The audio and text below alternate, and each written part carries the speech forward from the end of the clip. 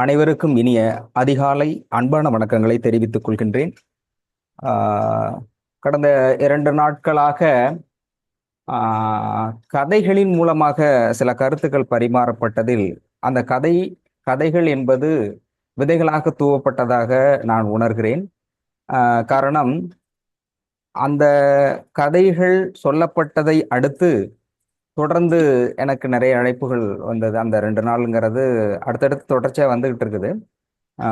அதுல பெரும்பாலும் இந்த நிகழ்ச்சியில் பங்கேற்றவர்களுக்கும் இந்த செய்தியை அதுல இன்னொரு மேடம் ஒருத்தவங்க சொன்னாங்க, நீங்க வந்து இந்த குரூப்ல இந்த லைவ்ல மட்டும் இருக்கிற ஒரு 100 பேருக்குள்ள இருக்கிற ஒரு செய்தியா இது நாங்க பார்க்கல. இந்த 100 பேருங்கிறது யூடியூப்ல போகும்போது அது 1000ஆகவும் காலம் கடந்த அது லட்சக்கணக்கான பேர்களும் பார்ப்பதாகத்தான் இருக்கும் அப்படின்னு சொன்னாங்க. அதை நான் உணர்வுபூர்வமாக உணர்கிறேன். அதை விடவும் இந்த நிகழ்ச்சியில் பங்கேற்று இந்த செய்தியை நிச்சயமாக எடுத்து செல்லப்படுகிறது என்பதை என்னால் 100% உணர முடிகிறது. அவர்களுக்கு முதலில் அனைவருக்கும் என்னுடைய மீண்டும் நெஞ்சார்ந்த இதயபூர்வமான நன்றியை தெரிவித்துக் கொள்கின்றேன். காரணம் என்னன்னா, இந்த நிகழ்ச்சியை பார்த்த பிறகு அந்த கதைகளின் மூலமாக கண்ணீர் வடித்தவர்கள் நிறைய பேர் இருக்கிறாங்க. அதுல 7 பேர் என்ன சொன்னாங்கன்னா, ஆக்சுவலி நான் அவங்க மனசுக்குள்ள என்ன நினைச்சுக்கிட்டு இருந்தாங்கன்னா, இந்த லைஃபுக்கு பதில் நான் தற்கொலை பண்ணிக்கலாம் அப்படிங்கிற முடிவுலயே இருந்தேன். என்னடா நம்மளை யாருமே இப்படி நினைக்கலையே அப்படிங்கிற மாதிரி, நம்ம யாரும் மதிக்கவில்லை. நம்முடைய இந்த உழைப்பு, இந்த அன்பு அப்படிங்கிறது வீணா போயிருக்கு. அதாவது அலட்சியப்படுத்துறாங்களே அப்படிங்கிற மாதிரி இருந்தேன். ஆனாலும் கூட அந்த குடும்பத்துக்காக நான் உழைத்து கொண்டே இருக்கிறேன். ஆனாலும் ஒரு கட்டத்துல எனக்கு சலிப்பு வந்துருது. நாம ஏன் இருக்கணும், இவங்களுக்கெல்லாம் எதுக்கு செய்யணும் அப்படிங்கிற மாதிரி இருந்தேன்.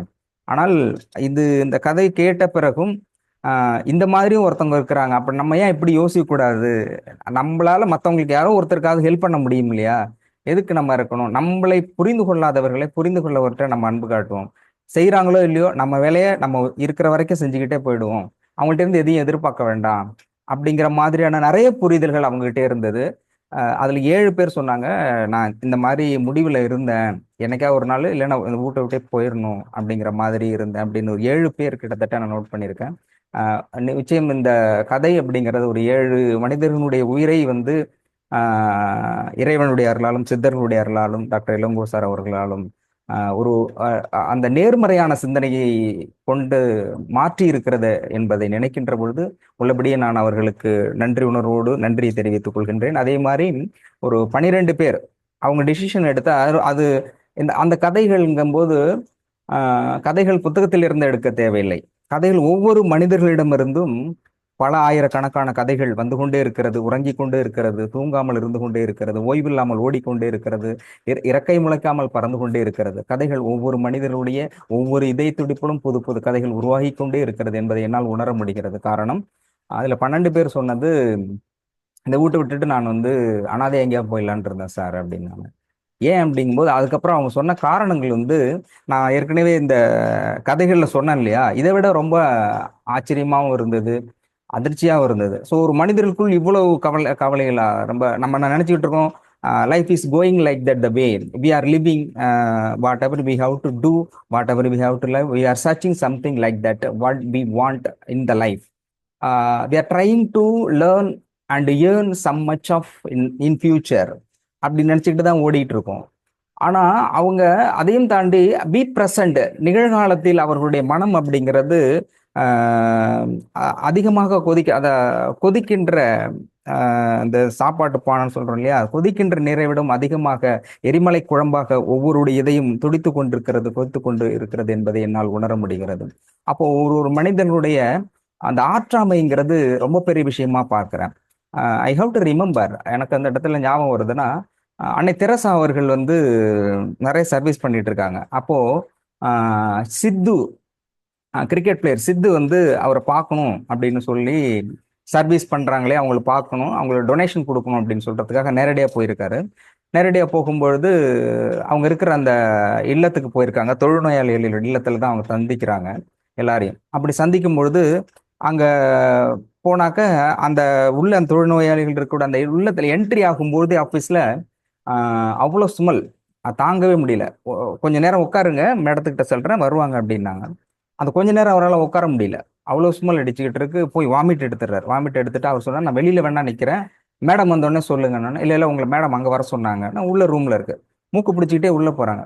உள்ள போன உடனே உடனே அவர் சொல்றாரு, சித்து கிரிக்கெட் வீரர் சொல்றாரு, தெரசா கிட்ட சொல்றாரு, அம்மா வந்து இது மாதிரி நான் டொனேஷன் கொடுக்கலாம் அப்படின்னு இருக்கேன், இந்த பணத்தை வச்சுங்க, இதுல வந்து செக்கு வச்சிருக்கேன், இதுல நான் கையெழுத்து போட்டுறேன், உங்களுக்கு எவ்வளவு தேவைன்னு சொல்லுங்க, ஃபில் பண்ணிக்கங்க அப்படின்னு சொல்லும்போது அவங்க சிரிச்சுக்கிட்டு சொன்னாங்க, இதை நீங்களே வச்சுக்கிங்க, நீங்க ஏன் அப்படி மூக்க மூடிட்டு இருக்கீங்க அப்படின்னு. அப்போ சொல்றாரு, இல்ல இல்ல என்னால இந்த ஸ்மெல் தாங்க முடியல, முதல்ல வாமிட் எடுத்துட்டேன் அப்படிங்கும்போது அப்ப சொன்னாங்க, ஆஹ் இந்த சுமல் அப்படிங்கிறது அவர்களுக்கு சிகிச்சை அளிக்கப்பட்ட பிறகும் கூட அவர்களுடைய உடலிலிருந்து வருகின்ற துர்நாற்றம், சிகிச்சை அளிக்கப்பட்ட பிறகும் கூட. அப்படிப்பட்ட மனிதர்கள் இங்கே வாழ்ந்து கொண்டிருக்கிறார்கள். அந்த மனிதர்கள் எல்லாமே நாளை என்பது என்ன என்பதே தெரியாது, நாளைக்கு எப்படி இருப்போம்னு தெரியாது, இன்றைய பிரசன்ட் சுச்சுவேஷன் தெரியாது, சாப்பாடு இருக்காது, அவங்களுக்கு ட்ரீட்மெண்ட் கிடைக்காது, உணவை விட அவர்களுக்கு அந்த ட்ரீட்மெண்ட் இருக்கு இல்லையா, அந்த வலி வேதனையிலிருந்து வர்றது ரொம்ப ரொம்ப கஷ்டமா இருக்கும் அவங்களுக்கு அப்படின்னு சொல்றாரு. அப்பதான் சொல்றாரு, அவங்களுக்காக தான் நான் வந்து டொனேஷன் கொடுக்குறேன், இதுல அவங்களுக்கு தேவையான மெடிசன்லாம் வாங்கிக்கிங்க அப்படிங்கும்போது அவங்க சொல்லக்கூடிய அந்த அந்த வார்த்தை இருக்கு இல்லையா, அதுதான் அனுபவம் என்பது. அனுபவம் ரொம்ப முக்கியமானது என்பது. வாழ்க்கையில் ஒவ்வொருடைய வாழ்க்கையும் எப்படி வேணாலும் இருக்கலாம், கோடீஸ்வரனாகவும் இருக்கலாம், பெரிய பதவிகள் இருக்கலாம், ஊர் உலகம் மதிக்கக்கூடிய மரியாதைக்குரிய இடத்துலையும் இருக்கலாம். ஆனால் எப்படி இருந்தாலும் ஏதோ ஒரு நேரத்தில் அவர்களுடைய மனம் வந்து மிகப்பெரிய அளவில் பாதிக்கப்படுகிறது. ஏன் இருக்கணும் அப்படிங்கிற ஒரு இந்த கேள்வி ஏதாவது ஒரு சூழலில் எல்லோரும் மனதிலும் எழுகிறது. அப்போ அதுக்கு ரெமிடிங்கிறது அந்த டயத்துல யாராவது ஒருத்தர் மோட்டிவேஷன் ஸ்பீச்சுக்காகவோ இல்லை ஒருத்தருக்கு வந்தோ பண்ண முடியாது. அப்போ நம்முடைய அனுபவம் தான் அதற்கான தீர்வை கொடுக்கிறது. எனவே அனுபவம் என்பது ஒவ்வொரு நேரத்திலும் நாம் சேகரிக்கக்கூடிய மிகப்பெரிய பொக்கிஷம் அனுபவம் தான். அப்போ அந்த அம்மா சொல்றாங்க, அன்னை தெரசா சொல்றாங்க அவங்க கிட்ட, இந்த பணத்தை நீங்களே வச்சுக்கிங்க, இந்த மனிதர்கள் இருக்கிறாங்க இல்லையா, இங்க பாதிக்கப்பட்ட மனிதர்கள், இந்த மனிதர்கள்ங்கிறது உலகத்தில் உள்ள அத்தனை மனிதர்களுக்கும், அதாவது நல்லா இருக்கும்போது எந்த பிரச்சனையும் இல்லை, இல்லாத பொழுது இவர்களுக்கு தேவை அப்படிங்கிறது ஒருவேளை உணவு, ஒரு நாளைக்கு 3 வேளை சாப்பாடு, 3 வேளை சாப்பிடணும், குறைந்தபட்சம் ஒரு வேளை உணவாக தேவைப்படும். இந்த உணவு, உணவை விட மிக முக்கியமாக கருதுறது, அவங்களுக்கு அடிபட்டிருக்காங்க, காயங்கள் ஏற்பட்டிருக்கு, சீழ்வடியக்கூடிய அளவில் புண்ணு இருக்குது, மாத கணக்கில் வருட கணக்கில் புண்ணால் அதிக்கப்பட்டிருக்காங்க, ஆதரவற்றவர்கள், அனாதைகள், தெருவில் அலைந்து தெரிந்து கொண்டிருப்பவர்கள், அப்படிப்பட்ட மனிதர்கள், இவர்களுக்கு வந்து சிகிச்சை அளிப்பதற்கு யாருமே இவங்க சிகிச்சை கொடுக்குறாங்க. அவங்க சொல்றாங்க, உணவை விடவும் இவர்களுக்கு கொடுக்கின்ற சிகிச்சையை விடவும் மருந்துகளை விடவும் நீங்கள் கொடுக்கின்ற பணத்தை விடவும் இங்க இருக்கின்ற பாதுகாப்பை விடவும், அவங்க சொல்றாங்க இங்க இருக்கிற பாதுகாப்பு இருக்குல்ல, இந்த பாதுகாப்பை விடவும் இங்க இருக்கின்ற வீடு இருக்கிற சொபிசிகேட்டட், அவங்க ஒரு சேஃப்டி இடத்துக்கு வந்திருக்காங்க, பாதுகாப்பை விடவும் மிகவும் மிகவும் மிகவும் அரிதானது, அவர்கள் எதிர்பார்க்கக்கூடியது உங்களுடைய நேரத்தை. உங்களுடைய நேரம் என்பது அவர்களுக்கு பொன்னானது. ஒரு 2 நிமிஷம் அவங்க கிட்ட உட்கார்ந்து பேசுங்க, அதை அவர்கள் பெருமையாக கருதுவார்கள். அவர்கள் எதிர்பார்ப்பது மருந்தை விடவும் சாப்பாட்டை விடவும் இந்த பாதுகாப்பை விடவும் 2 நிமிஷம் நீங்க பேசுனீங்கன்னா அவ்வளவு ஆறுதல் அடைகிறார்கள் என்பது எனக்கு தெரியும். எனவேதான் இந்த ஸ்மெல் அப்படிங்கிறது உங்களுக்கு மட்டும் இல்லை, எனக்கும் இருக்குது. ஆனால் அவர்களோடு பழகுகின்ற பொழுது அது எனக்கு பெரிதாகவே தெரியவில்லை. அவங்க சொல்றாங்க, அப்போ பூக்கடை சாக்கடை ரெண்டுமே இருக்கு. நீங்க கருவாட்டு கடை அம்மாவை பார்த்தீங்கன்னா அவங்களுக்கு அந்த கருவாட்டு கூடையில் இருக்கிறது மனமாக இருக்கும். ஏன்னா அதில் அவர்கள் வாழ கற்றுக்கொண்டார்கள். நீங்கள் எதுவாக இருக்கிறீர்களோ அதுவாகவே மாறுகிறீர்கள் என்பதற்கு அடையாளம், நீங்கள் எதை விரும்புகிறீர்களோ அதில் இருக்கிற கெட்டது எதுவுமே தெரியாது, அது நல்லதாகவே மாறிவிடும், அது கெட்டதாக இருந்தாலும் கூட. காரணம், அது உங்களுக்கு விருப்பமானதாக இருக்கிறது. அப்போ அந்த அன்னை தெரசா அவர்கள் சொல்றாங்க சித்து கிட்ட, இந்த பணத்தை விடவும் உங்களுடைய நேரம் இருக்கு இல்லையா, அந்த நேரத்தை அவங்களுக்கு பயன்படுத்துங்க, அவங்கள்ட்ட பேசுங்க, கொஞ்ச நேரம் உட்காந்து பேசுங்க. அவர்களுக்கு இங்கே மருந்திடுவதை விடவும் உங்களுடைய வார்த்தைகள் என்பது மிகப்பெரிய மருந்தாக இருக்கும். இந்த சிகிச்சை அளிக்கிறதுல இதுவே that will be make a healing to them self, அவர்களை வந்து குணப்படுத்துவதாக இருக்கும் உங்களுடைய வார்த்தை. ஆக அவங்க என்ன நினைப்பாங்க, அந்த நேரத்தில் வலியோடு இருப்பவர்களும் தனக்கு யாருமே இல்லை என்று கருதுபவர்களும் அனாதை என்கின்ற இடத்தில் இருக்கக்கூடியவர்களும் அவனுடைய மனதில் எழுவது என்னென்றால், நமக்காகவும் ஒரு ஆட்கள் இருக்கிறார்கள், நம்மோடு நேரத்தை செலவிடக்கூடிய ஒருவர்களும் இருக்கிறார்கள், நம்முடைய வலியும் துக்கத்தையும் பகிர்ந்து கொள்ளக்கூடிய ஒரு மனிதர்கள் இந்த உலகத்தில் இருக்கிறார்கள் என்று நம்புகின்ற பொழுது அவர்களுக்கான சிகிச்சை இருந்த மருந்தை விடவும் மிகப்பெரிய அளவில் இருக்கிறது அப்படின்னு சொல்றாங்க. அப்போ அதன் பிறகு வந்து அடுத்தடுத்த கட்டத்துல போறாரு. இந்த செய்திங்கிறது மிக முக்கியமாக நான் கருதுகிறேன். அந்த கதைகளின் மூலமாக சொல்கின்ற பொழுது அவ்வளவு பேர் தொடர்ச்சியாக இன்னும் கூட பேசிட்டு இருக்காங்க. அப்புறம் யூடியூப்ல வீடியோல வேற எங்கேயோ மற்ற நாடுகளில் இருந்து பார்ப்பதும் கூட தன்னுடைய சகோதர சகோதரிகளுக்கும் தன்னுடைய குழந்தைகளுக்கும் இதை அனுப்பி கொண்டு இருக்கிறேன் அப்படின்னாங்க. அது ஜஸ்ட் லைக் தட் வேர்ட். நான் பலமுறை எழுதியதும் உண்டு, சொன்னதும் உண்டு. வார்த்தைகளுக்கு உயிர் உண்டு, சுவாசிக்கின்ற மனிதர்களுக்கு மட்டுமே உயிர் உண்டு அப்படின்னு நம்ம நினைச்சுக்கிட்டு இருக்கோம். அதையும் தாண்டி வார்த்தைகளுக்கு உயிர் உண்டு. எப்படி என்றால், ஒரு வார்த்தை பேசுகின்ற பொழுது அந்த வார்த்தை ஒருவரை பலரை அழ வைக்கிறது, சிரிக்க வைக்கிறது, சிந்திக்க வைக்கிறது. அப்படி என்றால் ஒருவரை அந்த நிலையிலிருந்து மற்றொரு நிலைக்கு மாற்றுகின்ற இடத்தை வார்த்தைகள் எடுத்துக்கொள்கிறது, சொற்கள் எடுத்துக்கொள்கின்றது. சொற்கள் சுவையானது. வார்த்தைகளுக்கு இப்ப நம்ம சாப்பிடுறோம் இல்லையா, சாப்பாட்டுல மட்டுமே சுவை இல்லை, சொற்களுக்கும் சுவை உண்டு, அதற்கும் மனம் உண்டு. அம்மாவோட வார்த்தைகள் நீங்க எப்ப கேட்டாலும் அதற்கான சுவைங்கிறது ஒரு வித்தியாசமா இருக்கும். எல்லா மனிதர்களும் பேசுவதை விட அது என்ன, it will be tasty voice அப்படிம்பாங்களே. டேஸ்டி வாய்ஸ்ங்கிறது சுவைத்து அதன் பிறகு உணர்வதில்லை. அந்த அந்த அந்த வார்த்தைகளை எப்போது கேட்டாலும் அதை தன்னுடைய மனதில் மகிழ்ச்சியை திரும்ப திரும்ப ஒலித்து கொண்டிருக்கக்கூடிய அந்த அன்பான குரல் யாருடையதாக இருந்தாலும் அது தட் இஸ் ஸ்வீட் வாய்ஸ்ன்னு சொல்றாங்க. அப்புறம் நம்மளால சொல்றாங்க ஸ்வீட் வாய்ஸ்னா கொஞ்சம் நக்கி பார்த்தா இன்னைக்கு அப்படி இருக்காது. ஸ்வீட் வாய்ஸ் அப்படிங்கிறது, ஸ்வீட் வாய்ஸ் என்பதற்கு அர்த்தம் அந்த அன்பை பரிமாறுகின்ற போது அது சுவையாக இன்சொல்லாக இருக்கிறது அப்படிங்கிறது தான் அதனுடைய பொருளாக இருக்கிறது. ஆக நான் இதன் மூலமாக மற்றவர்களுக்கு குறைந்தபட்சம் என்னுடைய சிற்றறிவு கெட்டு வரை பகிர்ந்து கொள்ளக்கூடிய செய்தி, உங்களுடைய நேரத்தை மற்றவர்களுக்கு செலவிடுங்கள்.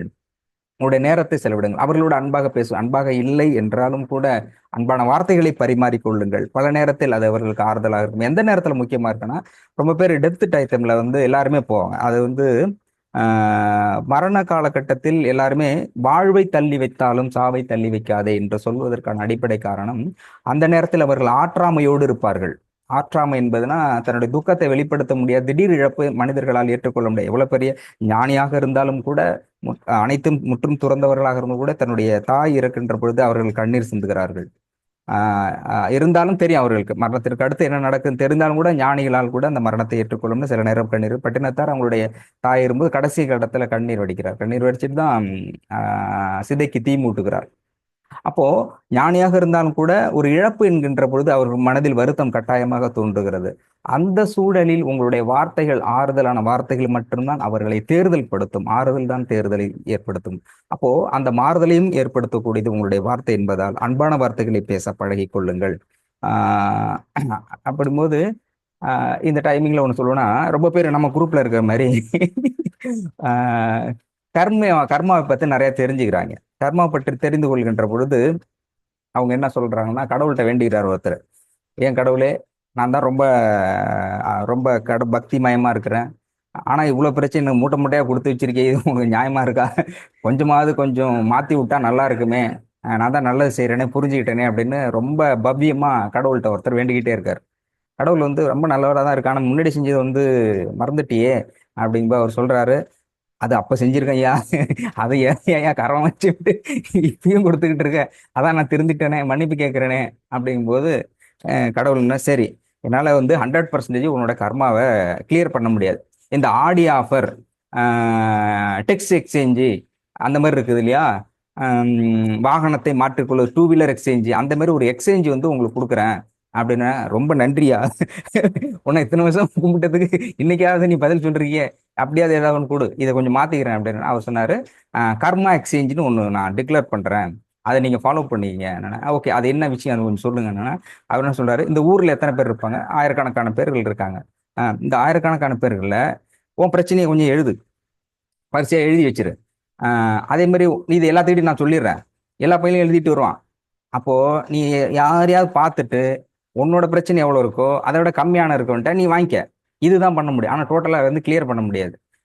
ரைட் அப்படி வேணா ஓகே, ஏதாவது இந்த இடத்துல இருந்து நான் மாறிட்டாலே போதும் ஐயா. இந்த இந்த பிரச்சனை நம்ம டெய்லி தாங்க முடியாத பிரச்சனையா இருக்கு, இதை விட்டுட்டு அடுத்ததுக்கு வந்தா பரவாயில்ல, அது எந்த மாதிரி பிரச்சனையாலும் சரி அந்த மாதிரி ஆளை காட்டுங்க. அதை நான் காட்ட மாட்டேன், நீயே பண்ணிக்கோ. உனக்கு இருக்கிறதுலே ரொம்ப இவன் பரவாயில்லையா, இது மாதிரி நம்ம இருந்தா நல்லா இருக்கும்னு நினைப்பி இல்லையா, அந்த ஆளை பிடிச்சிக்கிட்டு அவன்கிட்ட இருந்து வாங்கி அவனுக்கு நான் சொல்லிடுறேன் அப்படின்னா, ரைட் ரொம்ப நன்றி ஐயா, நன்றி, சந்திக்கலாம் அப்படின்னா அடுத்த நாள் காலையில இருந்து இவ எழுத ஆரம்பிச்சார். நமக்கு என்ன பிரச்சனை? மருமக சரியில்லை, மகன் சரியில்லை, இது அப்படி இருந்துக்கலாம், இப்படி இருந்துக்கலாம், ஃபினான்ஷியல் தான் கொஞ்சம் கம்மியா இருக்கு, கடன்காரன் தொல்லை தாங்க முடியல, கடகடன்னு எழுதி முடிக்கும்போது ஒரு 10 10:30 ஆயிடுது காலையில.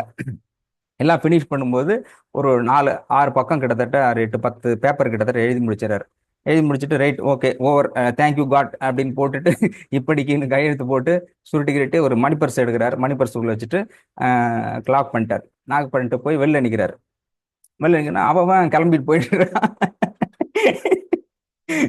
ஏன்னா கடவுள எல்லாத்திட்டையும் சொல்லிட்டாரா, எல்லாம் கிளம்பி கோயிலுக்கு போயிட்டு இருக்கான், ஒரு மண்டபத்துக்கு. சரி இதில் எவனாவது கம்மியா இருக்கானா பார்ப்போம் அப்படின்ட்டு காத்துருக்காரு. இவர் வந்து மணி பர்ஸ் வச்சுட்டு இருக்காரு. போறவன் எல்லாம் பேக் எடுத்துட்டு போறான். போறவன் எல்லாம் பேக் தூக்கிட்டு போறான். வந்து எங்கடா போறீங்கன்னா, கடவுள் நமக்கு கால் பண்ணிருக்காருன்னு. அந்த ஆள் அங்கேயும் சொல்றாரு, நீ ஏன் இவ்வளவு பெரிய மூட்டை தூக்கிட்டு போறேன்னு. இல்ல இல்ல என் பிரச்சனை, உன் பிரச்சனை இவ்வளவு என்னடா எவனா கம்மியா எடுத்துட்டு போங்க, எல்லாம் ஸ்கூல் பேக் மாதிரி தூக்கிட்டு போயிட்டு இருக்கீங்க அப்படின்னு. சரி கொஞ்ச நேரம் வெயிட் பண்ணுவோம் அப்படின்னு பார்த்துட்டு இருக்காரு. அப்படியேதான் போயிட்டே இருக்கான். ஒரு 10 12 மணி ஆகுது. அடுத்து வர்றவெல்லாம் தலைகாணி முட்டியா தூக்கிட்டு போறான். தலைகாணியா போயிட்டு இருக்கான். இவன் என்னடா நீ என்னடா எடுத்துட்டு போற இவ்வளவுன்னா, இது பிரச்சனை என்ன? சரி எவ்வளவு லேட்டா என்ன யோசிச்சு யோசிச்சு எழுதிட்டு இருக்கீங்க, பிரச்சனை எல்லாம் யோசிச்சுட்டு எழுதிட்டு இருக்கியா, வர்றதை எழுத வேண்டியதுனால. சரி இன்னும் பார்த்துட்டா 4 5 மணி ஆகுது. இருக்கிறக்கெல்லாம் அதிகமாயிட்டு இருக்கு. கொஞ்சம் லேட்டாகும், கொஞ்சம் ஆளே காணும். ஒருவேளை அவ்வளவுதான் போல இருக்கு. மண்டபத்துல இடங்கடம் இல்லாம போயிருக்காருன்னா அப்புறம் பார்த்து பின்னாடி 2 பேர் வரான். அவனால வண்டியில் தள்ளிட்டு வந்துட்டு இருக்காங்க. அப்படி பார்த்தா பிரச்சனைகள் நிறைய வந்துகிட்டே இருக்குது. ஸோ கம்பேர்ட் எக்ஸ்சேஞ்ச் எப்படி மாறுதுங்கிறத நாளைக்கு பேசிக்கலாம். சீஃப் டாக்டர் வந்துட்டாங்க. நிகழ்ச்சி தொடரும். நன்றி, வணக்கம்.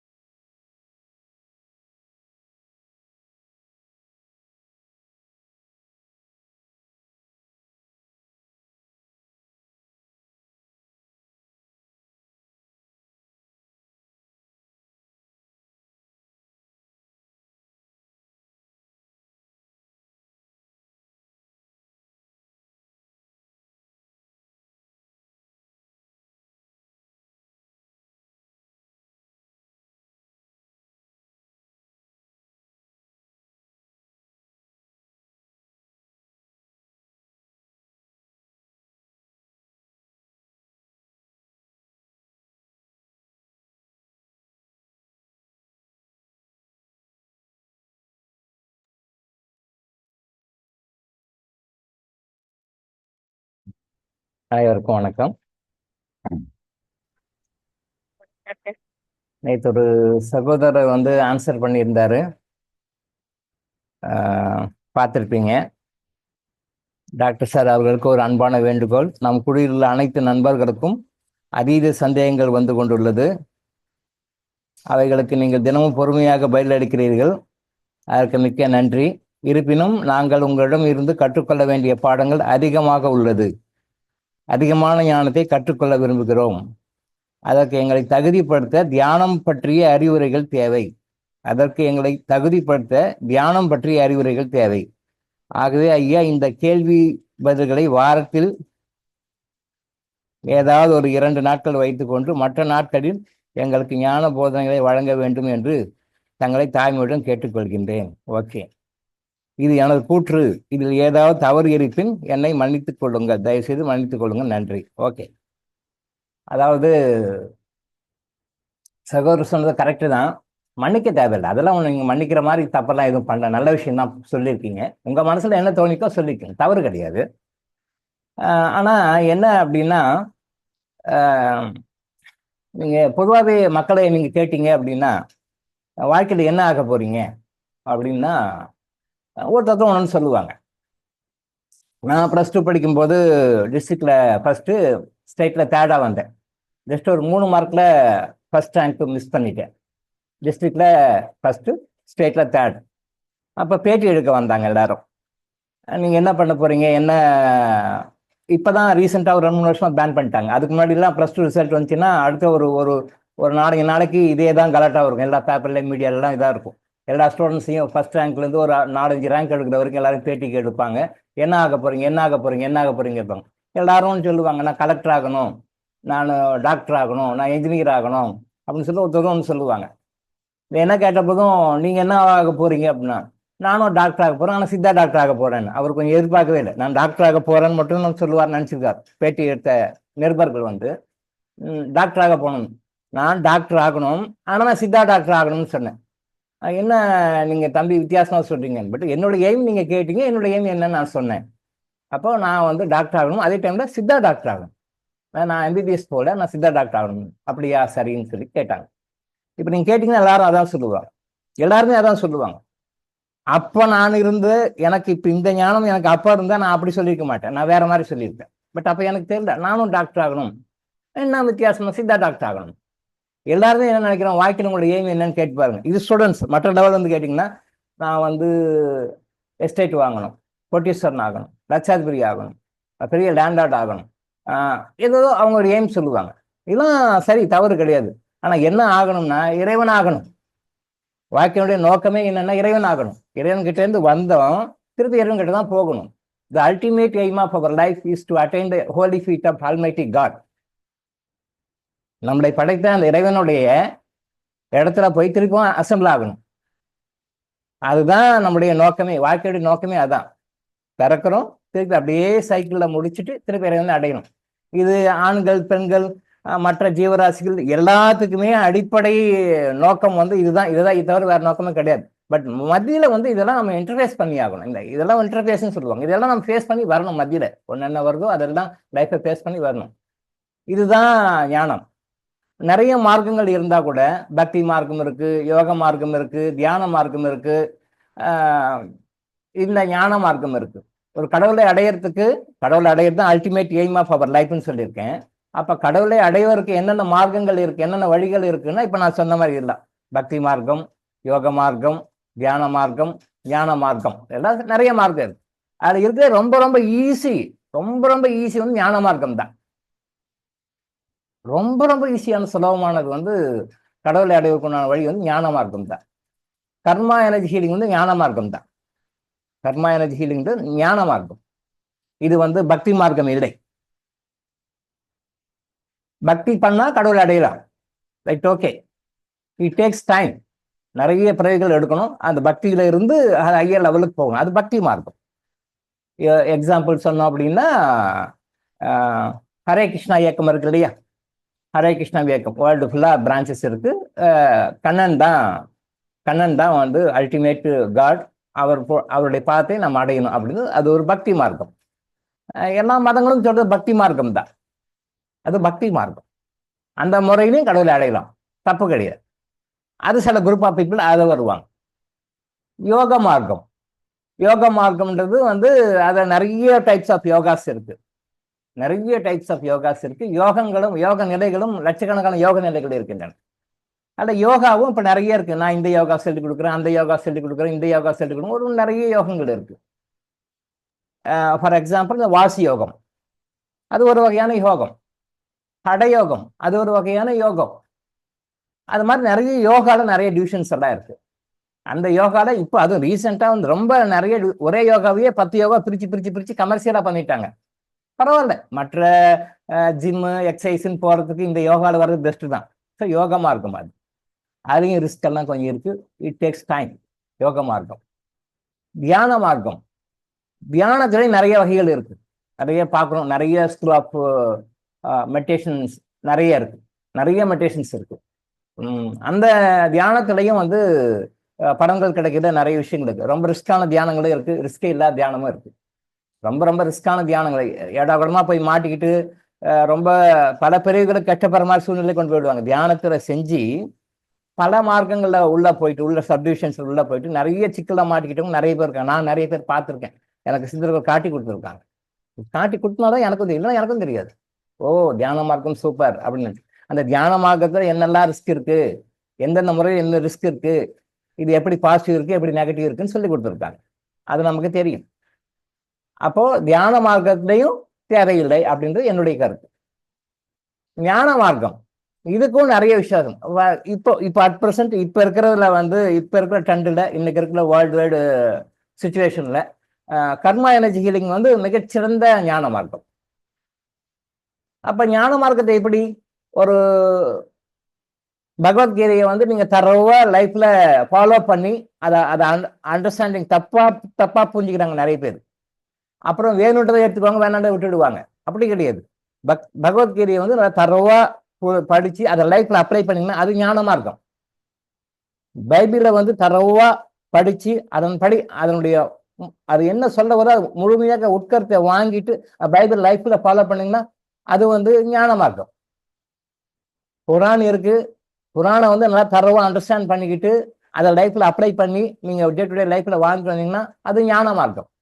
இது எல்லாமே ஞான மார்க்கம் தான். ஆனா யாரும் புரிஞ்சுக்கிறது இல்லை. என்ன படிக்கிறாங்களோ அதை லைஃப்ல அப்ளை பண்றது கிடையாது. என்ன படிக்கிறாங்களோ தப்பா புரிஞ்சிக்க வேண்டியது. என்ன படிக்கிறாங்களோ அது வேணுன்றது மட்டும் எடுத்து வேணாண்ட விட்டுற வேண்டியது. நல்லா புரியுதுங்களா பாயிண்ட் நான் என்ன சொல்ல வரேன்னு? அதாவது படிக்கிறது தப்பா புரிஞ்சுக்கிறோம், இல்ல தப்பா புரிஞ்சுக்கிட்டாலும் அதை எக்ஸிக்யூட் பண்றது வந்து 100% நடக்குது. அவங்களுக்கு என்ன வேணுமோ அதை மட்டும் எடுத்துக்குவாங்க, எது வேணுமோ அதை விட்டுருவாங்க. சரியா ஆச்சு. இப்ப கோகுலாஷ்டமி வரப்போகுது. இதெல்லாம் உலகம் முழுசும் நல்லா கொண்டாடுவாங்க. கண்ணனுடைய பாதத்தை போட்டு கண்ணன் எங்க வீட்டுக்குள்ள வராரு, அப்படி வராரு, இப்படி வராரு, சீடை வைக்கிறேன், அது வைக்கிறேன், இது வைக்கிறேன், நிறைய பேர் உலகம் முழுசு கொண்டாடுவாங்க. சரியா?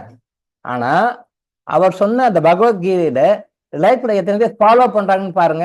விரல விட்டு எண்ணி இல்லை, கணக்கெல்லாம் இல்லை, விரல விட்டு எண்ணி இல்லை.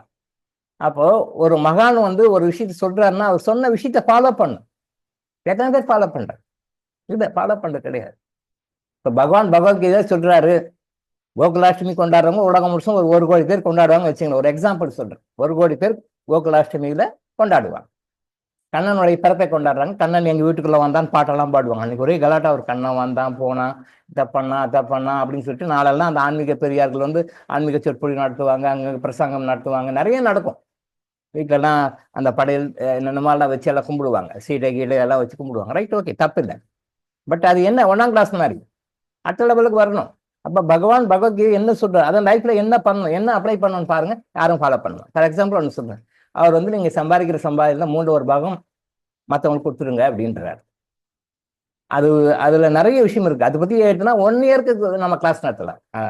இந்த ஒரே ஒரு வார்த்தையை, நீங்க சம்பாதிக்கிற பணம் உங்களுக்காக கொடுக்கப்பட்டது இல்லை, உங்கள் மூலமாக மற்றவர்கள் கொடுக்கப்பட்டது. அதை 3/4 பாகம் உங்கள் மூலமாக மற்றவர்களுக்காக கொடுக்கப்பட்டது. அதை நீங்க பண்ணிடுங்க அப்படின்னு சொல்றாரு. இதை பத்தி மட்டும் பேசினா 1 இயருக்கு ஓட்டலாம். 2026, 27 வரைக்கும் கூட ஓட்டலாம். இது ஒரு சப்ஜெக்ட் பத்தி பேசினாரு கிளாஸ்ல. ஒரு நாளைக்கு 1 மணி நேரம் 2 மணி நேரம் பேசினாரு. 1 வருஷத்துக்கு மேல ஓடும். எத்தனை பேர் ஃபாலோ பண்றாங்க? எத்தனை பேர் கொஞ்சம் யோசனை பண்ணி பாருங்க, ரீதிங்க் பண்ணி பாருங்க உங்களுக்குள்ள. எத்தனை பேர் பகவத்கீதையில அவர் சொன்ன தர்மத்தை நம்ம ஃபாலோ பண்றோம்? இதை ஒண்ணு மட்டும் விட்டுருங்க டாக்டர், மற்றெல்லாம் பண்றேன்.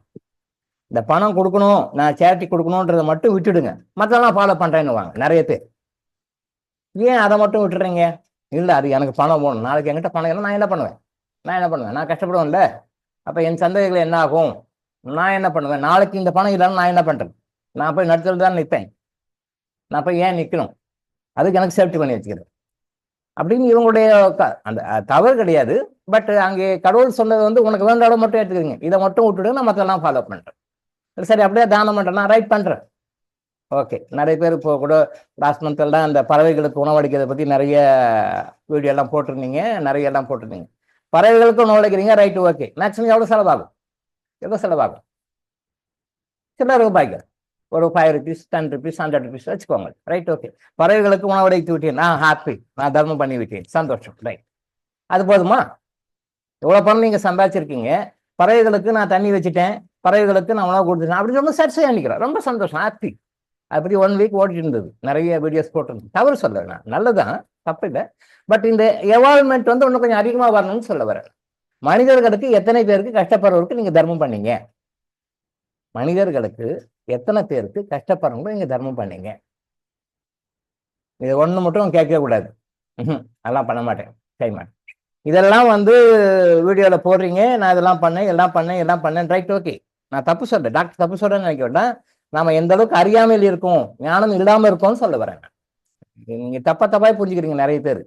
டாக்டர் வந்து குறை சொல்ல, தப்பு சொல்ல, எத்தனை பேரு அதை வந்து நாம லைஃப்ல கடைபிடிக்கிறோம் அப்படின்ற ஒரு தெளிவு இல்லாம, ஞானம் இல்லாம குறைவா இருக்கிறோம். ஞானம் இல்லாம இருக்கிறது தான் மனிதனோட தன்மை. அந்த ஞானத்தை வர வச்சுக்கணும். நான் இத்தனை பேருக்கு நான் தானம் பண்ணேன், நான் இத்தனை பேருக்கு நான் தர்மம் பண்ணேன், நான் இத்தனை பேருக்கு இவ்வளவு ஹெல்ப் பண்ணேன், யாராவது ஒருத்தராவது ஒரு வீடியோவாவது போட்டிருக்காங்களா? மெசேஜ் பார்த்தோம், எதுவுமே போடலை.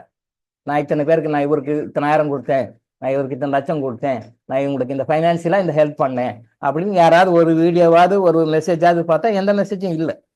நான் காக்காய்க்கு சோறு வச்சேன், நான் பூச்சிக்கு சோறு போட்டேன், நான் வந்து இதுக்கு பறவைக்கு தண்ணி வச்சேன், இது போட்டிருக்கீங்க, தவறு இல்லை, நல்லது தான். அது கூட கொடுக்காத நிறைய பேர் இருக்காங்க. அதாவது இதை கூட கொடுக்காத, இதை பத்தி கொடுக்கணும்னு கூட நினைக்காத ஜென்மாக்கள் நிறைய பேர் இருக்காங்க. அந்த ஜென்மங்கள் நிறைய இருக்கு. அந்த வகையில உங்களை பாராட்டலாம், நல்ல விஷயம்தான். ஆனா பைனான்சியலா நான் இந்த மாதம் நான் இன்னாருக்கு இவ்வளவு பேருக்கு ஹெல்ப் பண்ணேன், இத்தனை லட்சம் கொடுத்தேன், என்னுடைய வருமானத்தை இத்தனை லட்சம் கொடுத்தேன், என்னுடைய வருமானத்தை இத்தனை 1000 கொடுத்தேன், கஷ்டப்படுகிற மக்களுக்கு நான் செலக்ட் பண்ணி கொடுத்தேன் அப்படின்னு ஒரு மெசேஜ் கூட இன்னைக்கு வரைக்கும் வரல. அப்படிதான் என்ன, அதை ஏற்றுக்கொள்ள நீங்கள் இன்னும் பக்குவப்படவில்லைன்னு அர்த்தம். பகவான் என்ன சொல்றாரு, உங்களுடைய வருமானத்தை தயவு செஞ்சு ஒரு 3/1 பாகமாவது கொடுங்க. அப்புறம் அப்படியே இறங்கி வர, கடவுள் தான் இறங்கி வராரு. பொதுவாகவே மக்களுடைய மனப்பாங்களை வந்து கடவுள் தான் இறங்கி வராரு. அப்புறம் அப்படியே கிறிஸ்டியானிட்டிக்கு வராரு, அப்புறம் அப்படியே இஸ்லாத்துக்கு வராரு, அப்புறம் இப்ப கர்மயோக ஹீலிங் வந்துக்கிறாரு. நல்லா பாருங்க, மேல ஒரு ஹை லெவலு, அப்புறம் அப்படியே கிறிஸ்டியானிட்டியில வராங்க, அப்புறம் வந்து இஸ்லாத்துல வராங்க, அப்புறம் கர்மயோக ஹீலிங்ல வராங்க. அப்படியே ஸ்டெப்பா வரும்போது இஸ்லாமும் கிறிஸ்டியானிட்டியும் ஒரு 28% கொடு அப்படின்னு வராங்க. மினிமம் அது கூட முடியாது, ஒரு 10% கொடு அப்படின்னு வராங்க. கர்மயோக ஹீலிங்ல 10% இல்லை, அதை கூட உன்னால என்ன முடியுமோ அது கொடுன்னு சொல்றோம். அது பைபிள்லையும் குரான்லையும் ஒரு 10% கொடுங்கன்னு சொல்றாங்க. நான் ஏற்கனவே பல வகுப்புல சொல்லியிருக்கேன், பல வீடியோலையும் சொல்லியிருக்கேன். இந்த 10% நீங்க கொடுங்கன்னு தான் ஒரு அந்த ஈகை திருநாள் அப்படின்னு சொல்ற பக்ரீத் பண்டிகை. மற்ற மதங்கள்ல எல்லாமே சொல்லிடுவாங்க, பட் அதை ஒரு பண்டிகையினாலே ஒரு நாளை குறிப்பிட்ட நாள்ல வச்சு, இத்தனாவது மாதத்துல இந்த பிறை வர்ற அன்னைக்கு இந்த நாளை நீங்க பக்ரீத் பண்டிகையா கொண்டாடுங்க அப்படின்னு சொல்லி பண்டிகை வச்சு அன்னைக்கு தானம் பண்ணுங்கன்னு ஒரு ஃபெஸ்டிவலே கொண்டு கொடுத்துருக்காங்க. அப்போ அதுல எந்த அளவுக்கு இம்பார்ட்டன்ஸ் கொடுக்குறாங்க பாருங்க, தர்மத்துக்கும் தானத்துக்கும் எந்த அளவுக்கு இம்பார்ட்டன்ஸ் கொடுக்குறாங்க பாருங்க. ஏன்னா அதுல உங்களுடைய லைஃபையே மாற்றி அமைக்கக்கூடிய அமைப்பு இருக்குன்னு தெரியல நிறைய பேருக்கு. தெரியல. ஏன் தெரியல அப்படின்னா, பணம் வந்து நம்மளை காப்பாற்றக்கூடிய ஒரு பெரிய விஷயம். அது பணத்தை வந்து நமக்கு முதல்ல வச்சுக்கணும், நமக்கு பிறகுதான் மற்றவங்களுக்கு கொடுக்கணும், மற்றவங்களுக்கு கொடுக்க தேவையில்லை, நமக்கு வச்சுக்கணும் முதல்ல. அதை பத்தி நிறைய கான்ட்ரவர்சிஸ் எல்லாம் இருக்கு. தனக்கே இல்லைன்னா அடுத்தவனுக்கு எப்படி கொடுக்கறது, அது படி பின்னாடி வகுப்புகள் நம்ம சொல்லுவோம். இப்போதைக்கு இந்த வரைக்கும் நம்ம உள் வாங்கிக்குவோம். அப்போ தர்மம் செய்யறது அப்படிங்கிறது வந்து சாதாரணமான விஷயம் இல்லை. உங்களுடைய வாழ்க்கையில் இருக்கிற எல்லா பிரச்சனைகளுக்கும் அது தீர்வு இருக்கு.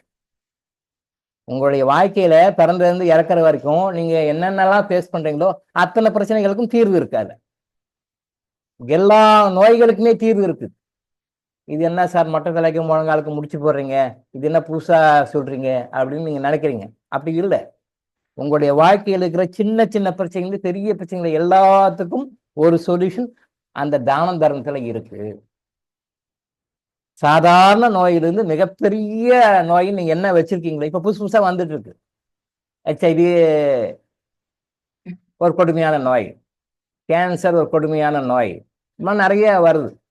பேரே வைக்காத கண்டுபிடிக்க முடியாத வியாதிகள்லாம் எனக்கு நிறைய வருது. அதுக்கு சிம்பிளா என்ன சொல்லிடுறாங்க மெடிக்கல் ஃபீல்ட, உலகத்திலே 4 பேருக்கு தான் இருக்கு, ரொம்ப அபூர்வமான நோய்கள் இப்ப சொல்லிடுறாங்க, வெரி ரேர் டிசீஸ்ன்னு சொல்லிடுறாங்க. இப்போ சீல் எப்படி குத்துறாங்க அப்படின்னா, அதுக்கு என்ன சிம்டம்ஸும் தெரியல, யாரும் படிக்கவும் இல்லை, ஆராய்ச்சி பண்ணவும் இல்லை, இது புதுசா இருக்கு, ஒரு 10 நோய்களோட கலவையா இருக்கு, இதுக்கு என்ன பேர் வைக்கிறதுன்னு ஆங்கில முறை மருத்துவம் தடுமாறுது. ஏன்னா நோய்களுக்கு பேர் வைக்கிறது நம்பர் 1 அதுதான்.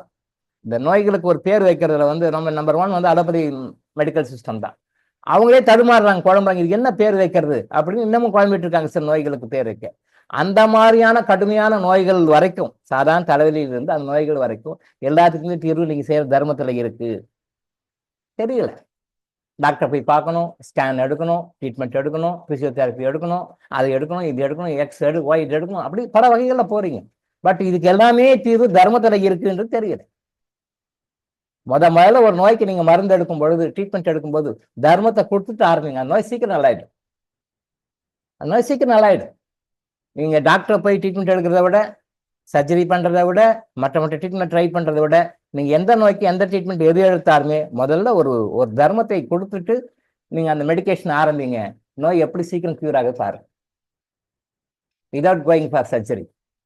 உங்க வாழ்க்கையில ஒரு பிரச்சனை இருக்கு, இந்த பிரச்சனைக்கு என்ன தெரியணும், யாரை போய் பார்க்கணும், வக்கீல போய் பார்க்கணும், லாயர் போய் பார்க்கணும், போலீஸ் போகணும், கன்சல்டன்ட்டை கேட்கணும், இல்லை பஞ்சாயத்து போகணும், கட்ட பஞ்சாயத்து வைக்கணும், மினிஸ்டர் பிடிக்கணும், எம்எல்ஏ பிடிக்கணும், எம்பிஏ பிடிக்கணும், right, okay, what out may be. But ஒரு தர்மத்தை கொடுத்துட்டு அந்த பிரச்சனைக்கு சொல்யூஷன் பண்ணுவோம், அது ரொம்ப சீக்கிரம் கொண்டு போய் சேர்த்துறாரு. தர்மத்துக்கும் உங்க வாழ்க்கையில பிரச்சனைகளுக்கும் அதுக்கு தீர்வுக்கும் சம்மந்தம் இருக்கு.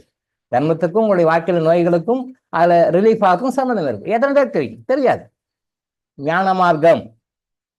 ஞான மார்க்கத்தை தான் ரொம்ப ஈஸியா எடுக்க முடியும். இன்னைக்கு இருக்கிற மக்களுக்கு கர்மா எனர்ஜி ஹீலிங் தான் ஞான மார்க்கம். இந்த ஞான மார்க்கத்தை கரெக்டா நீங்க பிடிச்சிக்கிட்டீங்கன்னா உங்களை மாதிரி ஒரு புத்திசாலி யாருமே கிடையாது. ரொம்ப ரொம்ப புத்திசாலி. நீங்க அதை பயன்படுத்திக்கிட்டீங்கன்னா ரொம்ப குயிக்கா சீக்கிரம் மேலே போயிடலாம். எல்லா பிரச்சனைகளையும் சால்வ் பண்ணிக்கலாம், எல்லா நோய்களையும் கியூர் பண்ணிக்கலாம்.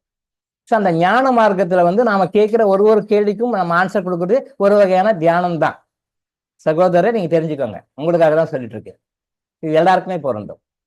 அவர் என்ன நினைக்கிறாரு, தியானம் தனியா உட்காந்து தியானம் பண்ணா நம்ம பிரச்சனைகள் சால்வ் ஆயிடும், நமக்கு லைஃப்ல வந்து போறது முறையானது, அதான் சரியானது, அது ஞானத்தை பத்தி சொல்லுங்க, அப்ப தியானத்துல உட்கார்ந்தாதான் எனக்கு ஞானம் வரும் அப்படின்னு அவர் நினைக்கிறார். தவறு இல்லை, நல்ல ஒரு புரிதல் தான், நல்ல ஒரு அட்வான்ஸ்மெண்ட் தான், அது தவறு இல்லையா. ஆனா அது என்ன ஒரு சின்ன விஷயம் நான் சொல்ல வரேன்னா, தியானத்தின் மூலமாக என்ன நமக்கு ஞானம் கிடைக்குதோ அந்த ஞானம் இப்ப நம்ம கேட்கிற ஒரு கேள்விக்கு ஆன்சர் பண்ணும் பொழுது தியானத்தின் பலனை அது கொடுத்து விடுகின்றது அப்படின்னு அர்த்தம்.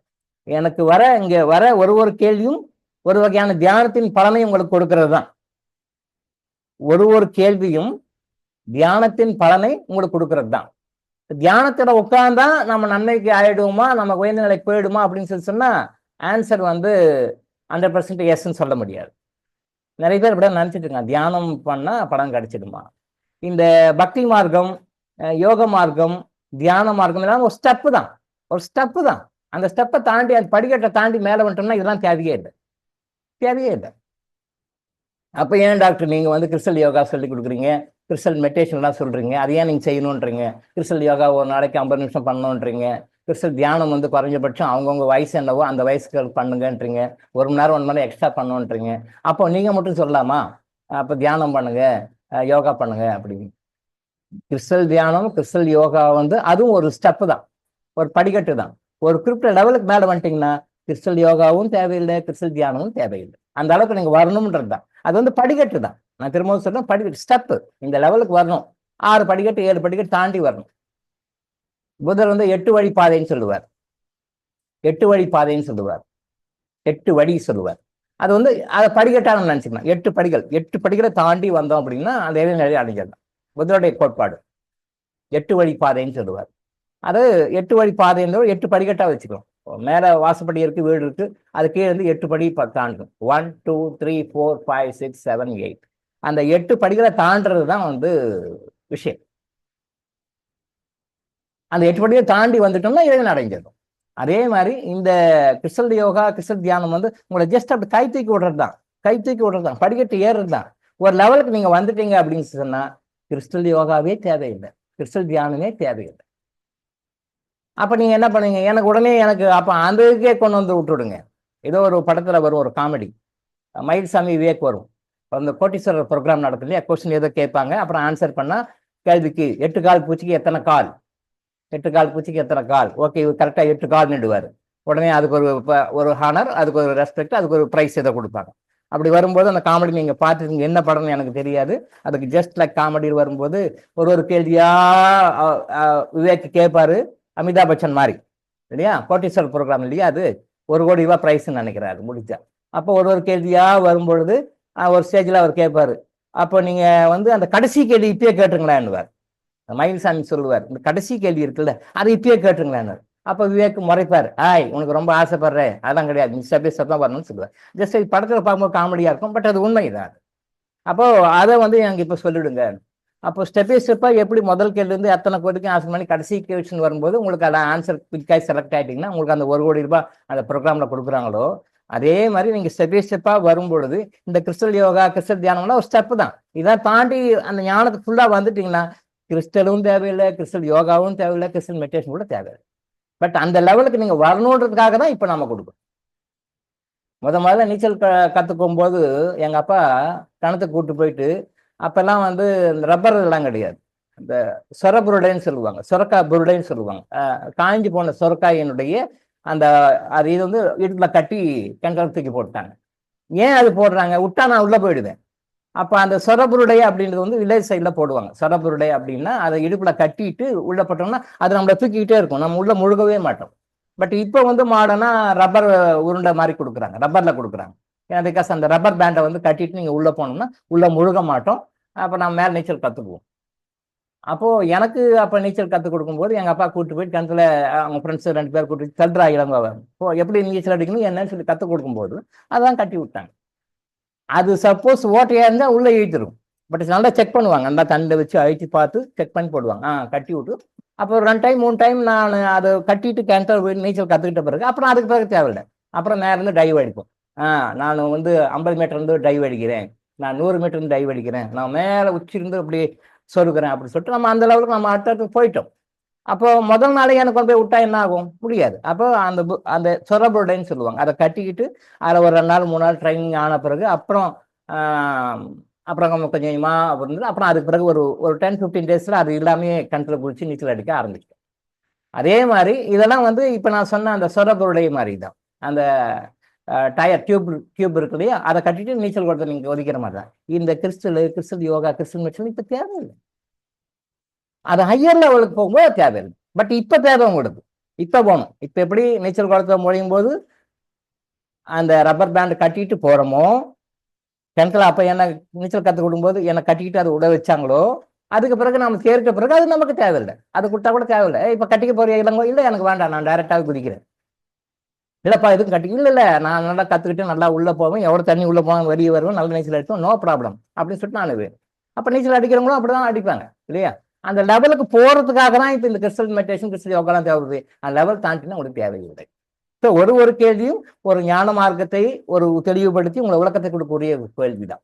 அதனால நீங்க தியானம் செய்தால் என்ன பலன் கிடைக்குமோ, தியானம் செய்தால் நமக்கு என்ன அப்ளிப்மெண்ட் இது கிடைக்குமோ, தியானம் செய்தால் எந்த மாதிரி பெனிஃபிட்ஸ் உங்களுக்கு கிடைக்குமோ அதே பெனிஃபிட்ஸ் நீங்க கேட்கிற ஒரு கேள்விக்கு நான் ஆன்சர் பண்ணும்போது கிடைக்கிறது. அதனால தயவு செய்து தவறாக நினைக்க வேண்டாம், அந்த ஆன்சர்ஸுக்கு உண்டான பதில்களும் உங்களுக்கு தியானத்தில் கிடைக்கின்ற பலன்களே. தியானமே வேண்டாம்னு சொல்றோம். ஏன் தியானம் வேண்டாம், அந்த லெவல் தாண்டின பிறகு இப்பயே தியானம் வேண்டாம்னு விட்டக்கூடாது. அந்த லெவல் தாண்டின பிறகு தியானம் வேண்டாம், தியானமே தேவையில்லை. ஞானம் வந்துட்டாலே போதும், தியானம் தேவைப்படாது. தியானத்தினால என்ன பலன்களோ அதில் கிடைக்கும். தியானத்தில் நிறைய ரிஸ்க் இருக்கு, அது நிறைய பேர் தெரியாது. அந்த தியானத்தில் போய் மாட்டினவங்களும் அதை பற்றி யாரும் வெளியே சொல்றதில்லை, அதை சொன்னாலும் யாரும் புரிஞ்சுக்கிறவங்களும் கிடையாது. ஸோ தியானத்தில் ரிஸ்க் இருக்கு, ஒரு தியானத்துலேயும் ஒரு ரிஸ்க் இருக்கு. நிறைய பேர் தியான மார்க்கத்தில் இருக்கிறவங்க வருவாங்க எங்கிட்ட, நிறைய பேர் வருவாங்க. எல்லா தியான அமைப்புகள்ல இருந்து சஃபர் ஆனவங்களும் நம்மகிட்ட வருவாங்க. எல்லா யோகா மார்க்கத்தில் பயிற்சி பண்றவங்களும் நம்ம கிட்ட வருவாங்க. நிறைய டேட்டாஸ் இருக்கு. பட் அது வந்து கோட் ஆஃப் எத்திக்ஸ், அது சொல்லக்கூடாது, பப்ளிக்ல சொல்லக்கூடாது. அது ஒரு கோட் ஆஃப் எத்திக்ஸ், அது ஃபாலோ பண்ணணும். எந்த காரணம் சொன்ன இப்போ நான் ஃபேமஸ் ஆகணும், பெரிய ஆள் ஆகணும் அப்படின்னா நான் சொல்லலாம், இப்போ நான் இந்த மார்க்கெட் நீங்கள் வந்தாங்க இப்படி பண்ணேன், இந்த மார்க்கெட் வந்தாங்க சொல்லலாம். பட் அது சொல்லக்கூடாது, தவறு. பட் உலகத்தில் இப்போ நீங்கள் என்னென்ன மார்க்க முறையில் இருக்கிறீங்களோ உங்கள் மைண்டுக்குள்ளே வச்சுக்கோங்களேன்.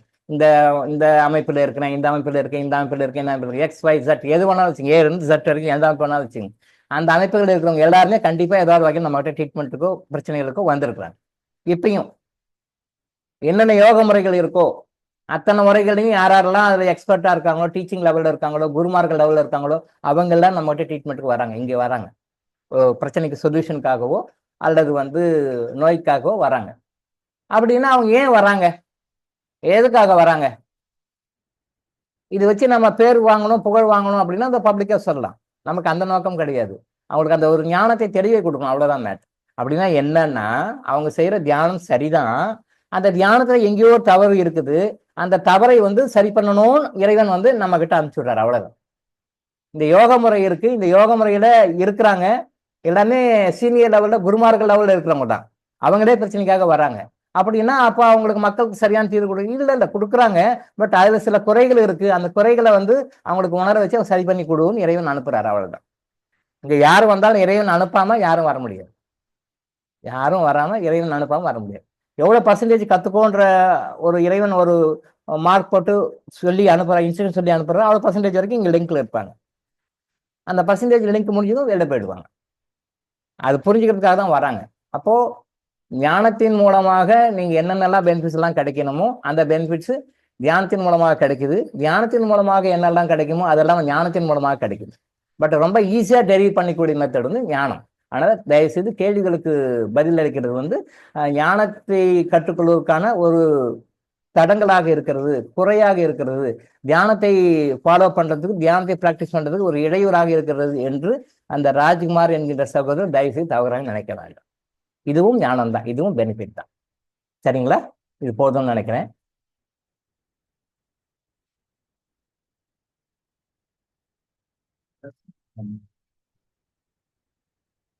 எங்க இருக்கு? இதுல இருக்கா?